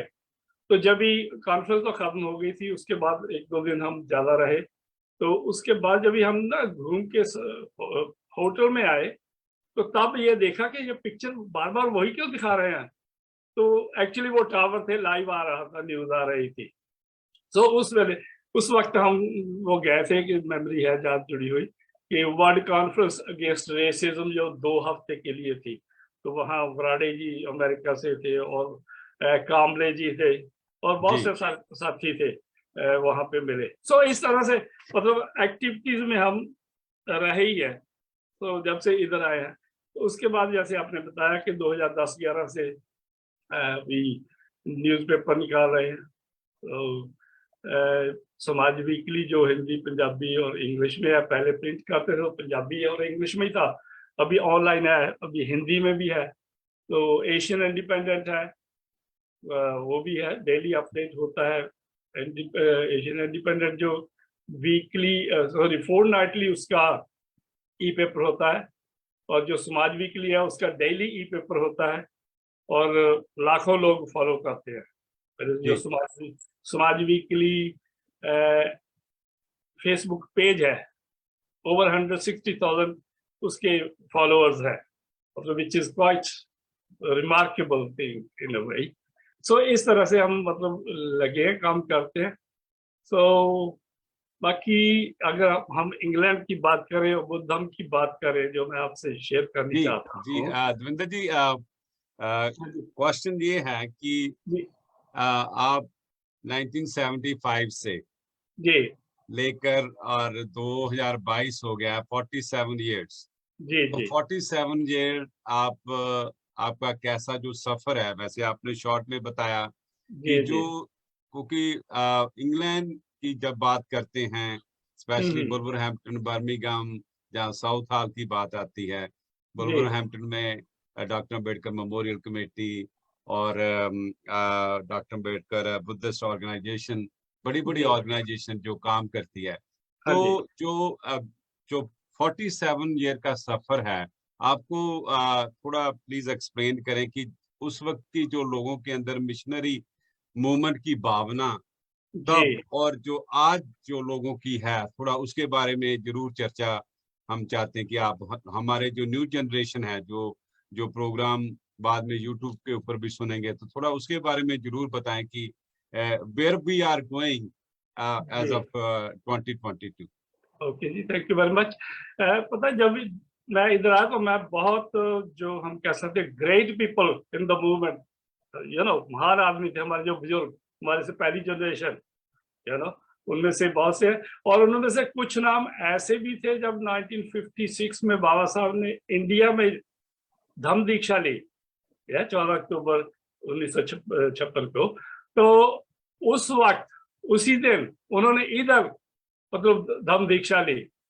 उनमें संसारी लाल जी अपने उसमें थे, मलूक चंद जी और केरू राम जी और 2-3 आदमी और भी थे, मतलब वो इस वक्त थे, मतलब जहाँ पे आके उन लोगों की संगत करने का मौका मिला मुझे। हमारे बर्मिंघम में ही है अपने सांपला साहब, रतनलाल सांपला जी, और यहाँ पे खुशी राम झुम्मट जी थे, और बहुत मतलब हम जिन्हें कह सकते हैं कि अपने वुल्वरहैम्पटन में भी संतराम बी ए जी और शाहपुरी जी है। हाँ जी, साउथ हॉल के Chandra Ram, Southall general Ram ji है, मतलब बहुत सारे लोग, सभी से हमारी ना मुलाकात होती रही। हमने सबका उनकी जो कंपनी है, उनकी संगत जो, हमने उसका फायदा लिया। सो बहुत बढ़िया था। उस वक्त भी जोश भी था, मतलब बहुत, और सिद्क के साथ काम करने वाले थे। उन्होंने अपना एक तरह कमिटमेंट थी कि मिशन के लिए हमने काम करना ही है, और करते थे। उसी का प्रभाव था कि हम जैसे लोग भी साथ में जुड़े और आज तक जुड़े हुए हैं। और आप भी ठीक है, उतार चढ़ाव तो होते हैं, माहौल बदलता है, ups and downs in every movement, पर जो लोग अब भी हैं पूरी इंग्लैंड में बहुत कमिटेड है और बहुत अच्छी तरह से काम कर रहे हैं। और मेरे ख्याल में कि आने वाला जो टाइम है वो बढ़िया होगा। लेकिन जो हमारा जो सामाजिक बनतर है ना, इंडिया में भी और खास करके इंग्लैंड में, उसको थोड़ा री एजुकेट करने की जरूरत है, इसके एजुकेट करने की जरूरत है, जो मैं महसूस करता हूँ। जहां तक अम्बेडकरी लोगों की, अम्बेडकरी संस्थाओं की बात है, बहुत बढ़िया है, बुद्ध विहार है सभी जगह पे, और एक्टिविटीज होती हैं, और लीडरों को मंगवाते भी हैं, कॉन्फ्रेंस करते भी हैं, मुजाहरे भी करते हैं, इधर एजिटेशन वगैरह करते हैं। और दूसरी ऑर्गेनाइजेशन के से ज्यादा जो अगर पॉलिटिकली भी और देखे सामाजिक तौर पे भी जो कोई एक्शन करने वाले लोग हैं, तो वो ज्यादा अम्बेडकरी लोग ही हैं। तो चाहे गिनती में थोड़े भी हो, लेकिन झंडा उठाने वाले लोग वही हैं। सो इस तरह से है, मुझे तो काफी खुशी है, पर फिर भी सोचता हूँ कि जितना होना चाहिए था शायद उतना नहीं हुआ, इससे ज्यादा होना चाहिए। तो उसकी वजह एक और भी है कि जो बौद्ध धर्म है, ये हमारे पूरे मूल निवासियों का है। अगर हम देखें कि बुद्ध धर्म जो सम्राट अशोक के समय के, मौर्य वंश के समय में तब कोई दूसरा धर्म था ही नहीं, है? उस वक्त तो सभी बहुत थे, है? तो लेकिन आज के लोग जो है ना, जब भी अभी सिखों की बात करें हम, वो अपना टाइम जो हिस्ट्री है, इतिहास है, गुरु नानक देव जी से शुरू करते हैं। अगर रविदासिया कम्युनिटी की बात करें तो वो कहते हैं कि गुरु रविदास जी से ही हमारा हिस्ट्री शुरू होता है। हालांकि नामदेव जी और बाकी बाबा फरीद जी, यू नो, और बहुत से मतलब जो हुए उनसे पहले हुए हैं। लेकिन हमारा जो इतिहास है, इतिहास तो बुद्ध तक जाता है। इवन बुद्ध से भी पहले जाए, यू नो, जो शमन संस्कृति है, यू नो, उसके बाद ही वमन संस्कृति आती है, फिर बुद्ध आते हैं, यू नो। सो हमें लोगों को एजुकेट करने की जरूरत है कि हमारा पिछोकड़ क्या है। आज हम अलग अलग जातों में, कास्ट में, जातियों में बटे हुए हैं, लेकिन हमारा पिछोकड़ तो एक है। प्रैक्टिकली भी देखें, जो हमारी सोच है, पूरे पंजाबियों की देखो, चाहे वो किसी को भी मानते हो, यू नो, लेकिन वो उसमें वो धर्म का जो मतलब ना है, वही है कि मतलब दिल में दया होनी चाहिए, चोरी नहीं करना, झूठ नहीं बोलना, वो पंचशील वाले पूरे तत्व है। सो ऐसा करके हम, मेरे ख्याल में कि वो पंजाब में भी जरूरत है, इंडिया में भी जरूरत है, और इंग्लैंड में भी उस लेवल पे काम करने की जरूरत है कि सभी को इकट्ठा किया जाए और समझाया जाए, बताया जाए। मेरे ख्याल में आने वाले समय में हम कोशिश करेंगे इसकी भी। जी जी, बहुत बहुत धन्यवाद। आप हमारे साथ चीफ इन एडिटर जो हमारे देवेंद्र चंद्र जी हमारे साथ यूके से हमारे आदरणीय गेस्ट हैं। सो परम कैंथ जी, उनके पास क्वेश्चन है। सो परम जी, प्लीज गो है। जी जी जी, नमो बुद्धाय, जय भीम सभी को। कैसा देवेंद्र चंद्र जी, बहुत बहुत धन्यवाद आपका। आपने अपना कीमती समय निकाला दमा वेव्स के लिए, आपका दिल से शुक्रिया है आपके। और जैसे आपने पंजाब की बात की है, तो मेरा ख्याल में 2000 से भी पहले, 2019 something, end of like century, उस टाइम जो इंग्लैंड वाले लोग थे, उन्होंने काफी जैसे कोशिश की कि जो पंजाब में बुद्धिज्म का फैलाव किया जाए, प्रचार प्रसार किया जाए। तो उस टाइम से अब तक आप कैसे बुद्धिज्म के बारे में देखते हैं पंजाब में? क्योंकि पंजाब में बुद्ध विहार काफी जो बनाए हैं वो इंग्लैंड वालों ने ही बनाए हैं। तो उस टाइम से अब तक आप क्या डिफरेंस देखते हैं, क्या प्रोग्रेस देखते हैं इसके बारे में? अगर हम उस वक्त की बात करें तो वैसे हम सभी जितने भी एक्टिव है, वो सभी सोचते हैं कि पंजाब में होना चाहिए, बुद्ध विहार भी होने चाहिए, तभी मूवमेंट चलेगी। अगर बुद्ध विहार ही नहीं है तो कहाँ से चलेगी? तो आज भी हम सभी जो जितने भी एक्टिव है, सभी सोचते हैं कि उसमें होना चाहिए। अभी उसमें एजुकेशन का भी जुड़ गया है कि एजुकेशन मतलब बुद्ध विहार तो है, अगर बुद्ध विहार को भी देखे तो वो भी एजुकेशन सेंटर ही है, यू नो, वो भी सिर्फ मत्था टेकने के लिए नहीं है, वहां भी हम एजुकेशन लेने के लिए जाते हैं। वो अपने तरह का एक अलग स्कूल है, यू नो। लेकिन जो अपने एकेडमिक स्कूल है, एजुकेशन है अपने, यू नो, फूलपुर तो नाला में है जो जैसा school, Bodhisattva doctor Ambedkar school. So उस तरह के स्कूल भी हम सोचते हैं कि होना चाहिए, यू नो, और अक्सर चर्चा होती रहती है। और दूसरा ये भी है कि अभी हम सोच रहे हैं कि जो आने वाले समय में, अभी 5 अक्टूबर को 10,000 लोग बुद्धिस्ट बढ़ रहे हैं दिल्ली में, यू नो, और 2025 में टारगेट है कि 10 करोड़ लोगों को बुद्धिस्ट बनाना है, यू नो। हम उस बारे में भी चर्चा करते हैं कि हमें इंटरनेशनली भी उसमें हिस्सा, अपना भी योगदान देना चाहिए, है ना। तो वो कैसे होगा, कब हो, मतलब कितने पावर से होगा, लेकिन है हम सजग हैं यहाँ पे बैठे, जितने भी बैठ के, मैं अपनी अकेले बात नहीं कर रहा, अपनी बाकी साथियों से चर्चा होती रहती है कि उसको कैसे कर सकते हैं हम, होना चाहिए। और I think future is bright. बिल्कुल बिल्कुल, अगर सोच आई है तो वो एक्सप्लोर भी होगा। सोचेंगे तो और लोगों से विचार विमर्श करेंगे, विचार और हम अक्सर बात करते रहे कि बहुत से बुद्ध विहार जो पंजाब में है लोग बनाए, उनमें काफी सहयोग है, यू नो। अगर मैं अपनी बात करूंगा, पर चाहे मैं किसी पे 100 रुपया ही दिया मैंने, पर मुझे माना कि जितने भी बुद्ध विहार बने उसमें मेरा कुछ ना कुछ हिस्सा है, यू नो, चाहे कुछ भी मिनिमम ही हो, पर अच्छा है, उसके लिए तसल्ली रहती है अपने आप को भी कि कुछ कर रहे हैं, है ना। तो आगे भी है, इधर बैदी साहब है अपने ग्रुप में बैठे ही हैं साथ में, बहुत करते हैं अपने तौर पे भी, और भी बहुत लोग हैं। सो मेरे ख्याल में फ्यूचर जो है काफी अच्छा होगा। हमने ये भी है कि अभी कुछ बुद्ध विहार पंजाब में ऐसे भी हैं, यहाँ पे एक्टिविटीज या सर्विसेज जो होनी चाहिए उतनी होती नहीं है, या तो बंद रहते हैं या कभी कभी खुलते हैं। तो जो रेगुलर एक्टिविटीज होनी चाहिए ना, वो नहीं हो रही। जी। तो उसके बारे भी हम फिक्रमंद है कि होनी चाहिए, यू नो। हमने एक प्लान भी किया था कि वीक में चाहे एक बार ही हो, लेकिन every week same day same time हो, लोगों को पता हो तो लोग आ सकते हैं। तो एक भांति भी मतलब, या एक धम्माचारी भी 4-5 बुद्ध विहार कवर कर सकते हैं हफ्ते में, मतलब कंटिन्यू वहां पे सर्विस वगैरह करे। तो फिर कोरोना वगैरह होने से वो थोड़ा देर हो गया, पर आई थिंक फ्यूचर पंजाब में भी ठीक है, बढ़िया, तो होगा ही काम। अच्छा, इसके साथ ही मैं बात करता हूँ, मैं नकोदर से हूँ, यू नो, और हमारे नकोदर में एक बहुत बढ़िया बुद्ध विहार है, अशोक का बुद्ध विहार, मोहल्ला रविदासपुर से। और जहाँ पे मैं हूँ वो 3-4 किलोमीटर हो जाता है वहाँ पे, और वो थोड़ा दूर है, वो भी अपने ही अशोक का बुद्ध विहार बहुत बढ़िया है। तो लेकिन हमने अपने मोहल्ले में, जहाँ पे हम नई आबादी है, मोहल्ला स्टेशन के पास है, अभी वहाँ पे उसका नाम डॉक्टर अम्बेडकर नगर रखा है। तो वहाँ पे हम एक बुद्ध विहार बनाने जा रहे हैं, जो तकरीबन 4 कनाल में है।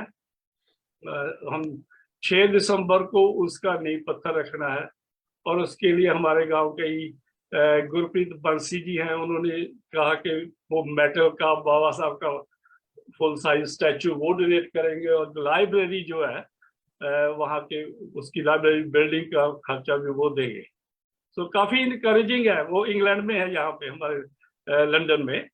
सो ऐसा सोच रहे हैं लंदन में बैठे लोग, और बाकी और इंटरनेशनली जितने कनाडा में भी लोग बैठे हैं या और भी, उनसे भी हम वो रिक्वेस्ट करते हैं, उनको भी अपील करते हैं कि हमारे मतलब जुड़े, हमारे पास कोई भी हमारी इंफॉर्मेशन चाहिए तो आपके पास तो है ही, धम्मा वेव से ले सकते हैं, आप कोई संपर्क करें हमसे, बढ़िया लगेगा।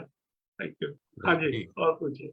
जी जी, बहुत बहुत धन्यवाद देवेंद्र जी। और क्योंकि जैसे कैं साहब ने बताया कि जो इंग्लैंड के जो साथी हैं, मिशनरी साथी हैं, बहुत बड़ी देन है। हम तक्षशिला महाबोधि विहार की बात करें, डॉक्टर अम्बेडकर रिसोर्स सेंटर की बात करें, जहाँ फिर जो है फ्लोर के अंदर जो पीस पगोडा की बात करें, बड़े बड़े सेंटर जो क्रिएट किए हैं। तो ये आपकी बहुत बड़ी, और I really like your positive attitude, क्योंकि मूवमेंट के अंदर अप्स डाउन आते हैं, per your attitude is very positive, really appreciate that. इस जी, हाँ, वो तो तथागत बाबा साहब ने क्या था, भारत एक दिन बुद्धमय होगा, यू नो, और उसको कोई नहीं रोक सकता, यू नो, वो तो होगा ही होगा। आज मैं देख रहा था एक डॉक्टर इधर प्रोग्राम देख रहा था, आपको पता है कि इंडिया में बहुत सी केव्स है, Buddha caves ji, you know, तो अक्सर प्रोग्राम आते रहते हैं, उन पे डॉक्यूमेंट्री बनती रहती है। एक महाराष्ट्र का था प्रोग्राम, कुडा बुद्धिस्ट केव्स, तो वहां पे हजारों लोग आज वहां पे गए, वो रिपोर्टिंग कर रहे थे वहां पे रिपोर्टर। अक्सर वहां पे होता नहीं है, लेकिन अभी केव्स में भी मेले लगने लग गए हैं, you know, so which is very positive thing, very good. जी, बहुत बहुत धन्यवाद देवेंद्र जी। मेरी तरफ से एक लास्ट क्वेश्चन, क्योंकि प्रोग्राम का समय लिमिटेड होता है, उसके बाद में आदरणीय हरबंस बिरदी जी को, उनके पास भी एक क्वेश्चन है। My question to you, the last one. हमने जब आपका बायो देखा, उसके अंदर हमने देखा कि आपके जो वाइफ हैं वो आपको इंग्लिश न्यूज़पेपर के लिए वो सपोर्ट करते हैं। थोड़ा उनको भी अप्रिशिएट करना पड़ता है, हमारी धम्मा भी टीम उनको भी अप्रिशिएट करते हैं, प्लीज उनके बारे में जरूर बताएं। वो पेपर ही सपोर्ट नहीं करते, वो मेरा सब कुछ पूरी लाइफ सपोर्ट करती है, और मिशन में उनका बहुत रोल है। वो क्वालिफाइड अकाउंटेंट है और जो इंटरनेशनल ह्यूमन राइट्स में उसने मास्टर की डिग्री की हुई है। She is very very intelligent. हम तो साथ चलने वाले हैं। Actually she is the main front line, you know. तो और वो सब ये जो अभी मास्टर की डिग्री वगैरह की, जब हम डरबन गए थे उसके बाद उन्होंने की है। Yeah, so yeah, she is quite intuitive. She is more Buddhist than me. So उसने विपश्यना वगैरह भी की है, हमने भी की है, उसने ज्यादा है। लेकिन कह सकते कि अपनी जो फैमिली है वो बुद्धिस्ट ही है, यू नो, अच्छी तरह से। मतलब नॉट दोनों व्हील साथ चलते हैं। बिल्कुल बिल्कुल, बहुत बहुत धन्यवाद। हम उनका जो काम है, यू नो, उनको भी अप्रिशिएट करते हैं। सो आदरणीय विधि साहब, क्योंकि जो पता क्या है, यहाँ पे मैं जो इंग्लैंड की बात में उस पर ऐड कर दूं, जो मेरा हस्बैंड वाइफ की बात ही नहीं है। यहाँ जितने भी एक्टिवली काम करने वाले हैं ना, पूरे परिवार के तौर पर ही हैं। ये तो बच्चे भी साथ हैं, वो भी, उनको भी पता है मूवमेंट क्या है, बाबा साहब क्या है, बुद्धम क्या है, you know, which is positive thing. England में यही है। बाकी धर्मों में देखोगे तो गुरुद्वारे में कोई आदमी और जाता है तो औरत तो दूसरी तरफ जाती है, लेकिन अपने बुद्धिस्ट जितने भी हैं, जो बुद्धिस्ट है, वो पूरा परिवार बुद्धिस्ट है। बहुत बड़ी बात है, बहुत बड़ी बात है। इसीलिए यू नो, जो हमारा एम है, जब 2019 में कोरोना शुरू हुआ था, तो क्योंकि हमने देखा कि बहुत सारे जो एक्टिविटीज बंद हो गई, और मैंने मेंटरशिप की बात की। हम जैसे आपको मेंटर मानते हैं, हरबंस बेदी जी को मेंटर मानते हैं, तो इनसे बात की, तो फिर हमने ये जो ऑनलाइन जो सारा प्रोग्राम शुरू किया, एंड 2 साल हो गए, एंड इट्स वेरी सक्सेसफुल। बहुत good comments, you know, and people appreciate करते हैं, and with your support also. So आदरणीय बेदी साहब, प्लीज गो अहेड। हाँ जी, नमो बुद्धाय, जय भीम। रविंदर जी, आप कहते थे कि मैं क्या कहूँ क्या, अरे भाई आपने तो कमाल कर दिया, बहुत अच्छा कहा आपने। कमाल किया यार। कुछ बातें जो है वो पहले कभी नहीं कही गई और आपने वो कह दी, बहुत अच्छा है। हम तो देखो, जो बाबा साहब ने, जो मैं इस बात को पसंद नहीं करता जब लोग ये कह देते हैं कि बाबा साहब का सपना था। अरे भाई, वो सपना नहीं था, वो बाबा साहब था यार। उनके जो पैरोकार थे, उनकी ड्यूटी लगाई थी कि आपको भारत को बुद्धमय देश बनाना है। तो उसी बात, बाबा साहब की बात को, क्योंकि मैं अपनी ऑलमोस्ट जो किताबें हैं बैक पेज में कैसे दिखाना है, बैक पेज में ये होता है जो बाबा साहब ने 26 नवंबर 1956 को सारनाथ में कहा था कि हर बुद्धिस्ट को चाहिए कि अपने परिवार के साथ बुद्ध विहार में जाए और वहां पर धम्म देशना सुने। अगर ऐसा नहीं करेंगे तो हमारी आने वाली जनरेशन जो है वो बौद्ध धर्म के बारे में जान नहीं पाएंगे। तो हम बाबा साहब की इस बात को लेकर, यहाँ पे बुद्ध विहार नहीं है, यहाँ लोग धम्म देशना नहीं सुन सकते। देखो, अब भारत में 8 बजे है, 8 से 9 तक ये प्रोग्राम दिखाया जाता है। यूरोप में भी सारे देशों में बहुत अच्छा टाइम है। हमारा यूके का 3:30 बजे शुरू होता है। तो हम तो वो बाबा साहब ने जो हमें एक आदेश दिया था, एक हमें हुक्म दिया था, हम तो उसका पालन कर रहे हैं और हम करते रहेंगे। जो एक छोटा सा हमारी तरफ से उपाय है, और हम जानते हैं कि धम्मा वेव जो है वो वर्ल्ड वाइड है। और वो आपने बात बहुत अच्छी की कि जो वाइफ्स है, अगर कोई भी आदमी कामयाब है, वो अकेला नहीं, अगर 3 बार वाइफ कह दे कि कहाँ जा रहे हो, क्यों जा रहे हो, तो चौथी बार आदमी की हिम्मत नहीं होगी जाने के लिए। तो इसलिए जो हर कामयाब आदमी है, बाली जी को मैं अच्छी तरह जानता हूँ, जब उनके घर जाते थे। तो इसी तरह जितने भी मिशन में काम करने वाले हैं, वो कामयाब इसीलिए है कि उनकी वाइफ उनके लिए 100% सपोर्ट देती है। मेरी भी कहानी यही है। मेरी वाइफ बड़े स्टॉन्च सिख फैमिली से थी, लेकिन अब जैसा आपने कहा, वो मेरे से भी ज्यादा बुद्धिस्ट है। जब हम श्रीलंका वालों के प्रोग्राम में जाते हैं तो वो मुझे पॉइंट करेगी कि देखो जो कर रहे हैं, ये तो ऐसा हम भी करते हैं पंजाब में। तो इस तरह से जो औरतें हैं, अब देखो हमारी बेटी मीनू वहां पे बैठी है, सेहत की वजह से कुछ देर नहीं आ पाई, लेकिन कल इन्होंने लाइव प्रोग्राम पूर्णमासी का तक्षशिला से दिया। तो इस तरह से हम अपनी बहनों के, बेटियों के, माताओं के बहुत बहुत धन्यवादी हैं, उनके बगैर हम कुछ भी नहीं कर सकते। Thank you very much Anand ji. एक मैं बात ऐड कर सकता हूँ?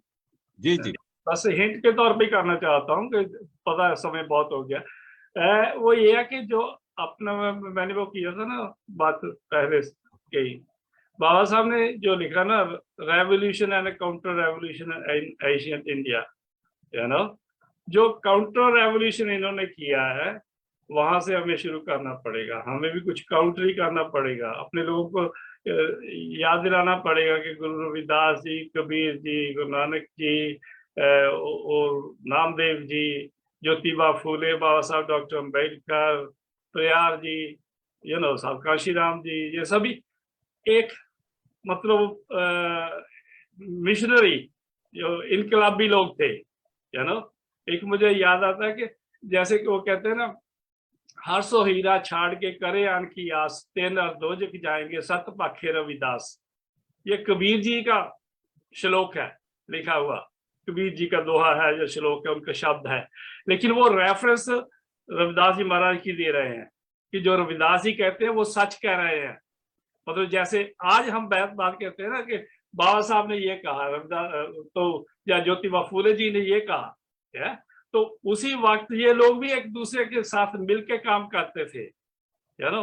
आज जो हमारे समाज में अलग अलग है हम, मतलब वो हमारे पूरे समाज को ही, सिर्फ बौद्ध जो लोग अब बौद्ध बन गए वही बौद्ध नहीं है, बाकी पूरा भी समाज बौद्ध है। ये उनको समझना चाहिए। घर वापसी की जब हम बात करते हैं, ये वो है तो ऐसा हो जाता है कि कोई थोड़ा किसी काम से बाहर चला गया, उसकी मेमोरी लॉस्ट हो गई, वो तो हमारी मेमोरी लॉस्ट हो गई। अब जब मेमोरी वापस आई तो फिर घर वापस ही आना है। तो वो समझना चाहिए। सो पूरी कम्युनिटी के लिए, पूरे समाज के लिए मेरा मैसेज है। बिल्कुल बिल्कुल, बहुत बहुत बढ़िया। और यू नो, आपने एंड में, वैसे हम चाहते थे कि कोई एंड में आप मैसेज दें, बहुत बढ़िया एक मैसेज आपने दे दिया, लेकिन फिर भी प्रोग्राम को एंड करना है हमने, तो anything you wanted to suggest और कुछ कहना चाहते हैं तो प्लीज गो अहेड। मैं तो यही कहूंगा कि हमें पॉजिटिव रहना चाहिए। पूरा समाज, जो पूरा देश है वो हमारा है, उसमें स्वतंत्रता, समता, बंधुता होना चाहिए, और जो हमारा मौर्य वंशकाल था वही वापस आना चाहिए। और मुझे यकीन है कि एक दिन वो जरूर आएगा। उसके लिए हमें सभी को, पूरे समाज को, पूरे भारतवासियों को मतलब मिलके उसके लिए हमें एफर्ट्स करने चाहिए। Thank you very much. बहुत बहुत धन्यवाद देवेंद्र जी, और आपने हमें समा दिया। और जैसे विद्या साहब ने बताया कि हम ये नहीं बोलते कि बाबा साहब ने हमारी ड्यूटी लगाई थी, जब ये नहीं कहते कि बाबा साहब का सपना था, हम ये कहते कि बाबा साहब ने हमारी ड्यूटी लगाई है कि भारत को बोधमयी देश बनाना है। तो हमारी ये कोशिश है, दमा वेव की टीम हर तरीके से, जैसे आपने भिक्खु संघ की बात की है कि प्रचार करने के लिए निकलेंगे, वो कोविड की वजह से थोड़ा डिले हुआ है। हम लिटरेचर की तरफ से भी हम पूरी कोशिश करते हैं। तो हम आपका बहुत बहुत धन्यवाद करते हैं, और आस करते हैं कि आप ऐसे ही जो हमारा पोस्टर अपनी ऑनलाइन पेपर या प्रिंटिंग के ऊपर आप छापते हैं। बहुत बहुत धन्यवाद। Thank you so very much. Thank you. जय भीम। तो मैं अभी रिक्वेस्ट करूंगा हमारे मीनू दीप जी, जो पंजाब से हमारे सदस्य हैं, दमा वेव की टीम के मेंबर्स हैं, और कुछ उनकी तबीयत ना ठीक होने के कारण वो कुछ समय नहीं आ पाए, लेकिन जितने भी पंजाब के अंदर जो बुद्धिस्ट एक्टिविटीज या प्रोग्राम फंक्शंस होते हैं, जैसे फुल मून की बात करें हम, वो कवरेज करते हैं। तो उनको मैं चाहूंगा कि उन्होंने कवरेज तक्षशिला महाबुद्ध विहार से की, और इसके साथ ही मैं वेनेबल प्रज्ञा बुद्धि जी का भी बहुत बहुत धन्यवाद करना चाहता हूँ। इस प्रोग्राम को सफल करने में उनका भी बहुत बड़ा योगदान है। तो मीनू जी, नमो बुद्धाय, जय भीम, वेलकम टू दमा वेव। नमो बुद्धाय, जय भीम।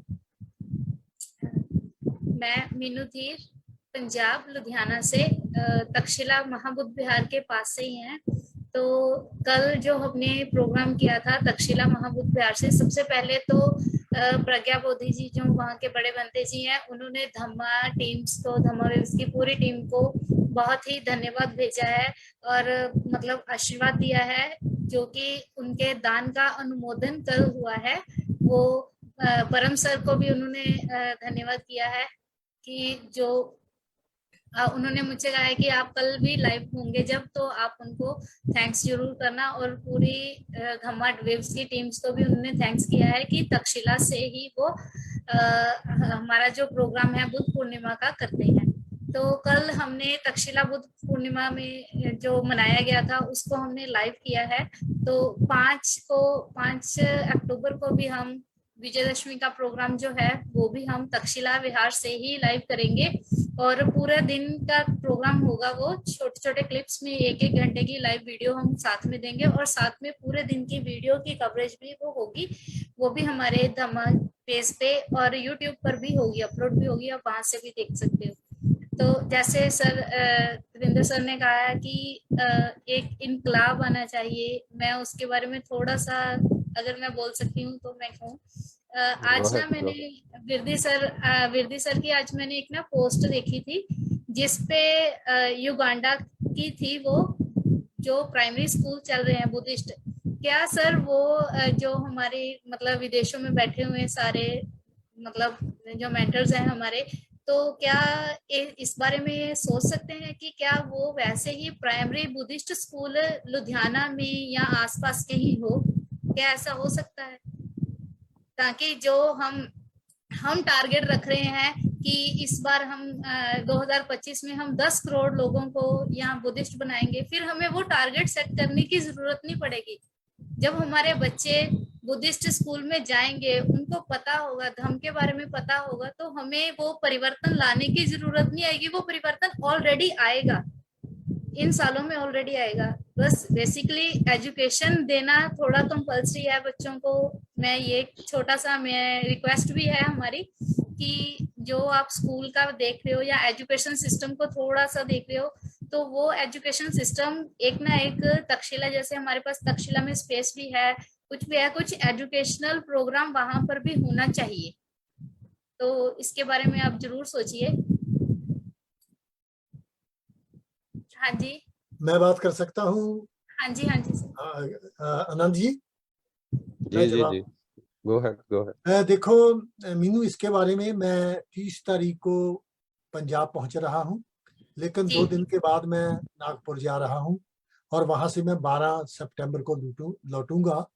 तो उस दौरान मैं आपसे बात करूंगा। जो बात आप कह रहे हैं वो इजीली फुलफिल हो सकती है, ठीक है, दैट इज नो प्रॉब्लम। जैसा आपने खुद कह दिया कि हमारे पास तक्षशिला इतना बड़ी बिल्डिंग है, वहां पे हम बहुत कुछ कर सकते हैं। मैटर फैक्ट आज से 4-5 साल पहले मैंने ये बात कही भी थी जो आप बात कह रहे हो। तो मैं आऊंगा, हम बैठेंगे। अब तो हमारी टीम एक कनाडा में भी बड़ी स्ट्रॉन्ग टीम बन गई है। तो ये जो एजुकेशन का है बहुत अच्छा आइडिया है, और हम इसके बारे में मैं आपसे अच्छी तरह से डिटेल्स में बात करें। जी sir, it's a good idea, good suggestion. जी बहुत बहुत धन्यवाद बिरदी सर। और रविंद्र जी कुछ कहना चाहते हैं? जी सर। हाँ जी, मैं मीनू जी का थैंक्स करना चाहता हूँ। मैं कहता मैं उस पर थोड़ी कमेंट करना चाहूँगा। वो ऐसा है कि एजुकेशन मस्ट, बाबा साहब ने सबसे पहले ही क्या कहा था कि अगर हमारे पास एजुकेशन नहीं है तो फिर तो हम कुछ नहीं कर सकते, उसके बिना हम सोच ही नहीं सकते कुछ भी। तो एजुकेशन तो जरूरी होनी चाहिए। और आज की जो सरकार है वो तो आपको पता है कि पूरे जो तो एजुकेशन वो तो हमारा चाहते हैं कि ये जो पढ़े लिखे मतलब जो लोग हैं इनको एजुकेशन चाहिए ही नहीं है। वो वापस जो पहले वाला था उसी वो चाहते हैं कि उसी समय में इनको वापस ले जाए।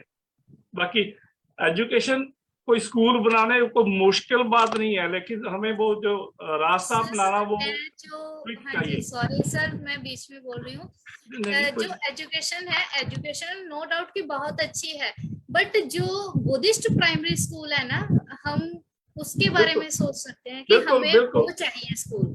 हाँ, वो बहुत रिक्वायरमेंट है उसकी यहाँ पे। जी वही मैं बात करने वाला था कि बहुत आसान है।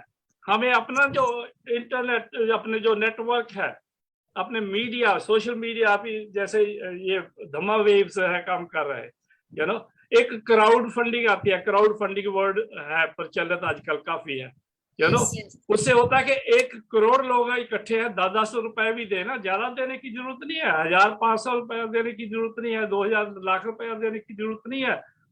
करोड़ आदमी 10-10 रुपए भी दे तो 10 करोड़ हो जाता है। उससे आप रोज स्कूल बना सकते हैं। मतलब उस लेवल पे हमें काम करना चाहिए। वलैद की ओर देखने की जरूरत नहीं है, जब फॉरेन की या एनआरआई की ओर देखने की भी जरूरत नहीं है। सिर्फ एक टीम बनाने की जरूरत है और एक प्लानिंग करने की जरूरत है कि हमने लुधियाना में बुद्ध अपने स्कूल बनाना है, जी हाई स्कूल बिल्कुल बनाना बिल्कुल। है या मिडिल स्कूल बनाना है। उसके लिए हमारा इतना टारगेट है, उसको हाँ जी हम इंग्लैंड में बैठे हैं, हमारे पास मीडिया है, आप धम्मा वेब पे बैठे हैं, बहुत सारे और भी अपने चैनल्स हैं, वहां के बिल्कुल। क्राउड फंडिंग सिर्फ ज्यादा नहीं है, 10 रुपए देना है। या अक्सर गरीब आदमी ये सोचता है यार मैं इसमें क्या दे सकता हूँ, वो एक्सपेक्ट करता है कि 1000 देगा, कोई 2000 देगा, कोई 10,000 देगा, कोई 20,000 देगा। नहीं, अगर 1 करोड़ आदमी 10-10 रुपए देगा तो 10 करोड़ हो जाता है, उससे 10 स्कूल बन जाते हैं, एकदम शुरू हो जाते हैं। जी तो जी बिल्कुल। इस तरीके से हमें काम करना चाहिए। एजुकेशन होनी चाहिए, बुद्धिस्ट एजुकेशन ही होनी चाहिए। तो इसलिए मैंने पहले वो अपने नाला में जो स्कूल बना था उसका भी मेंशन किया था, इसलिए कि वो याद रहे कि हमें वैसा कुछ जी करना है। Thank you sir. Thank you very Thank you much so much, sir. Thank you Thank Devendra you ji. so much, sir. हम आपके साथ हैं, हमारा इधर मीडिया है, आप कुछ प्रोजेक्ट करेंगे तो हम पूरा साथ देंगे। हाँ जी, जी बस हम बहुत धम्मा बहुत वेव्स के माध्यम से ही वो इनकलाब लेकर आना शुरू कर देंगे अब कोई बस। भी चैनल है और भी जितने अपने चैनल है सबसे एक मतलब संपर्क में होके काम करना है ना। बिल्कुल बिल्कुल। या हो जाएगा। कोऑपरेशन सभी का जो कम्युनिकेशन है वो स्ट्रांग चाहिए तो सभी कुछ हो सकता है। बहुत बहुत धन्यवाद आपका Devendra sir. Hope in the future we will see you again. And Meenu ji I hope and हमारी शुभकामनाएं आपका जो तबीयत अच्छा रहे आप, और जो आपका डेडिकेशन है और जो आपकी भावना है धम्म के प्रति और मिशन के प्रति हम उसका भी फ्यूचर में लाभ लेंगे। आपका बहुत बहुत धन्यवाद। हम चाहते थे शुरू में कि आप आए और हमें जो तक्षशिला का जो एक्टिविटी आपने जो लाइव पेश किया है उसके बारे में बताए। आपका तहे दिल से शुक्रिया, और फ्यूचर में भी ऐसे ही हमारे साथ बने रहिए। और हम चाहते हैं महेंद्र सल्लन जी जो काफी लॉन्ग टाइम हमारे साथ आज जुड़े हैं, तो मैं उनसे भी जानना चाहता हूँ वो धम्म के बारे में, मिशन के बारे में क्या कहना चाहते हैं 1-2 मिनट के लिए। महेंद्र सल्लन जी टोरंटो से। नमो बुद्धाय, जय भीम जी। जय भीम, नमो बुद्धाय। थैंक यू परम जी। मैं पहले तो भांते जी उन्होंने बड़ा प्रवचन दिया, आई होप सारी पब्लिक जो अराउंड द वर्ल्ड है उन्होंने फायदा लिया। तो जो हमारे गेस्ट थे देवेंद्र जी, उन्होंने भी बड़ी जानकारी दी धम्मा बारे भी, बाबा साहब के मिशन बारे भी, एंड जो हमारा समाज बहुजन समाज है वो उसको इकट्ठा देखने के लिए हम बहुत आभारी हैं। सभी जो सुनने वाले हैं हमारे उपासक, उनको भी जोश आना चाहिए कि जो वो समय आए जब हम सभी एक हों। तो हमें बड़ी खुशी होगी, आपका सभी का साथ है तो काम होना चाहिए। यही है हमारी हम भगवान बुद्ध से तो हमारे जो उपासक हैं उनके छाया में रहने के वास्ते तो बहुत हम बहुत जरूर धन्यवाद। करेंगे। हमारे क्यों नहीं, जो यंग जनरेशन है जैसे लेके मीनू जी है, उन्होंने उनके पास जो अभी एनर्जी है, हम तो चलो ओल्ड हो गए हैं तो हम हमारे साथ उनके साथ रहेगा तो आगे बढ़ते जाएंगे। जी थैंक यू जी वेरी बिल्कुल। मच। बहुत बहुत धन्यवाद महेंद्र जी, आपका साथ भी और आपका जो सपोर्ट रहता है हमारे साथ धम्मा वेव के साथ और हमारी कम्युनिटी के साथ। तो हम भी आपके तहे दिल से आभारी हैं कि आपने हमेशा ही जब भी हमने कोई प्रोजेक्ट शुरू किया है, प्रोजेक्ट के बारे में बात की है, तो आपने बढ़ चढ़ कर वो हमारा साथ दिया है। इसी के साथ में जो आनंद भाई साहब ने पहले बोला था कि सॉन्ग के बारे में हमारे जितने भी सॉन्ग होते हैं उसमें हमारा यही लक्ष्य होता है कि हम लोगों को थोड़ा झंझोड़ें, थोड़ा उनको मैसेज दें कि हम उनको शेक करें कि देखो बाबा साहब ने अपना पूरा जिंदगी हमारे लिए कुर्बान किया। कोई उन्होंने अपने लिए नहीं, हम वो अपना उन्होंने परिवार हमारे लिए, उनके बच्चे कैसे दवाई के कारण भी उनका जो डेथ हुआ बाबा साहब के बच्चों का, क्योंकि गरीबी इतनी थी। और माता रमाई जो एक जो बोलते हैं ना, वो पाथियां बनाकर बेचते थे, कूड़ा का जो गोहा इकट्ठा करके उसका पाथियां बनाते थे, और वो अपना घर परिवार भी चलाते थे। उनकी कुर्बानी देखो कितनी बड़ी है। बाबा साहब की कुर्बानी तो है ही है, और माता की कुर्बानी जो है वो कितनी बड़ी है। हमारे गानों में यही संदेश होता है कि बाबा साहब ने हमारे लिए सभी कुछ किया, और हम क्या कर रहे हैं, हम क्या पे बैक कर रहे हैं बाबा साहब को। जो उन्होंने बाबा साहब ने हमारे लिए किया, हम क्या कर रहे हैं उसमें। ओनली ये नहीं कि हम पढ़ाई लिखाई के लिए लोगों को पैसा दें, उसमें धर्म का भी काम है, उसमें समाज को शासक बनाने का भी काम है। अगर मैं इस गाने को लिखता हूं तो मेरे दिमाग में जो ये होता है कि मैं बाबा साहब की हिस्ट्री के साथ साथ, उनके परिवार के जीवन के साथ साथ, उनका जो हमारे लिए उन्होंने सोचा वो भी लोगों को बताऊं कि बाबा साहब चाहते क्या थे, उन्होंने क्या किया है। तो ये मेरा उद्देश्य होता है कि मैं लोगों को ये मैसेज दूं कि हमें क्या करना चाहिए। और बाबा साहब ने हमें धम्म का भी जो कार्य सौंपा है कि हमने धम्म भी बाबा साहब, अगर बाबा साहब ने एक दो दिन में नहीं ये डिसाइड किया, कितने सालों लग गए उनकी जिंदगी के लिए कि उन्होंने कौन सा धम्म हमें देना है। उन्होंने सभी धर्मों की स्टडी की, इतनी लंबी स्टडी की, और जो निचोड़ उन्होंने निकाला वो बुद्ध धम्म ही था, कि बुद्ध धम्म में ही हमारा जो हमें इक्वलिटी मिल सकती है, जो प्यार सत्कार हमें मिल सकता है, वो बुद्ध धम्म में ही मिल सकता है। वो आज भी आप देखते हैं, अगर आज से कितने साल पहले बाबा साहब ने सोचा था, तो आप अभी प्रैक्टिकली देखते हैं कि दूसरे धर्मों में हमें कितना बेइज्जती मिलता है, हमारी कितनी दुर्दशा होती है, वो आप देख सकते हैं। ओनली ये बुद्ध धर्म ही है जहाँ से हमें प्यार सत्कार मिलता है, इक्वालिटी मिलती है, जहाँ से हमारा कोई भी समाज का नुकसान नहीं होता, हमारे भाई बहनों का कोई नुकसान नहीं होता।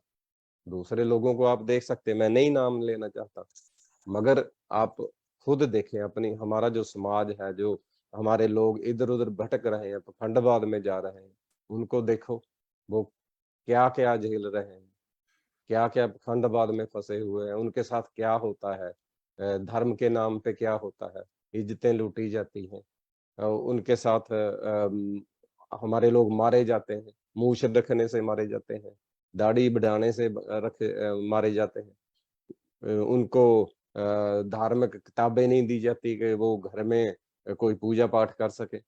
और हमारे तो शमशान घाट भी अलग है, सभी जगह, पंजाब में ही नहीं, सभी भारत में ऐसा हो रहा है। ओनली बुद्धिज्म है जो हमें इक्वालिटी और प्यार सत्कार दे सकता है। यही मेरे गानों का, सभी कोई भी हमारा गाना निकाल कर देखे, उसमें हम ये मैसेज देते हैं। और हम चाहते हैं कि जो लोग समझें, बाबा साहब का कुर्बानी समझे, हम ये चाहते हैं, उनका मिशन समझे। हम ये हमेशा ही हमारे गानों में लोगों को बताना चाहते हैं कि बाबा साहब का समझो, बाबा साहब को, बुद्ध को समझो, गुरु रविदास की असली विचारधारा को समझो, कबीर की असली विचारधारा को समझो। जैसे भाई साहब ने बोला, दविंदर जी ने बोला कि गुरु नानक से शुरू कर देते हैं या गुरु रविदास से शुरू कर देते हैं। हम हमारा इतिहास नहीं जानते हैं, अगर जब हम पूरा इतिहास जानेंगे तो फिर हमें मालूम होगा कि हम कौन थे, कहाँ से आए हैं, कैसे थे, हमारे पास क्या था। ये हम लोगों को बताना चाहते हैं। ये हमारे पास्ट में जो गाने हैं उसमें सभी में हम चाहते हैं कि बुद्ध धम्म ही हमारा जो है वो हमारा सुधार कर सकता है, हमारे लोगों का सुधार कर सकता है। ये हम सभी से रिक्वेस्ट करते हैं। सो इसके साथ में जो धम्म पद है उसमें जो बुद्ध का शिक्षा है, उसमें जो बिरदी साहब ने जो धम्म पद से जो पंजाबी में अनुवाद किया है, उसमें से लाइन बोलकर, जे सचेत है, जो सचेत है पाप से मुक्त है, जिसका मन स्थिर है, जो विकारों से रहित है, उस इंसान के लिए कहीं पर भी कोई डर नहीं है। सो इसी के साथ आज धम्मावीक का प्रोग्राम यहीं समाप्त करते हैं।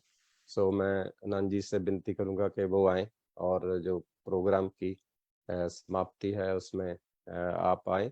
और जी। इसी के साथ आप सभी का बहुत बहुत धन्यवाद। हमारे गेस्ट स्पीकर मीनू जी का, डॉक्टर सुजाता जी का, बेनवल भंते जी का बहुत बहुत धन्यवाद। नमो बुद्धाय, जय भीम, जय भारत। नमो बुद्धाय, जय भीम। देविंदर जी ने अपनी बात शुरू करने से पहले एक शेर बोला था, मैं उसको कंप्लीट करके आज का जो प्रोग्राम है उसको समाप्त करूंगा।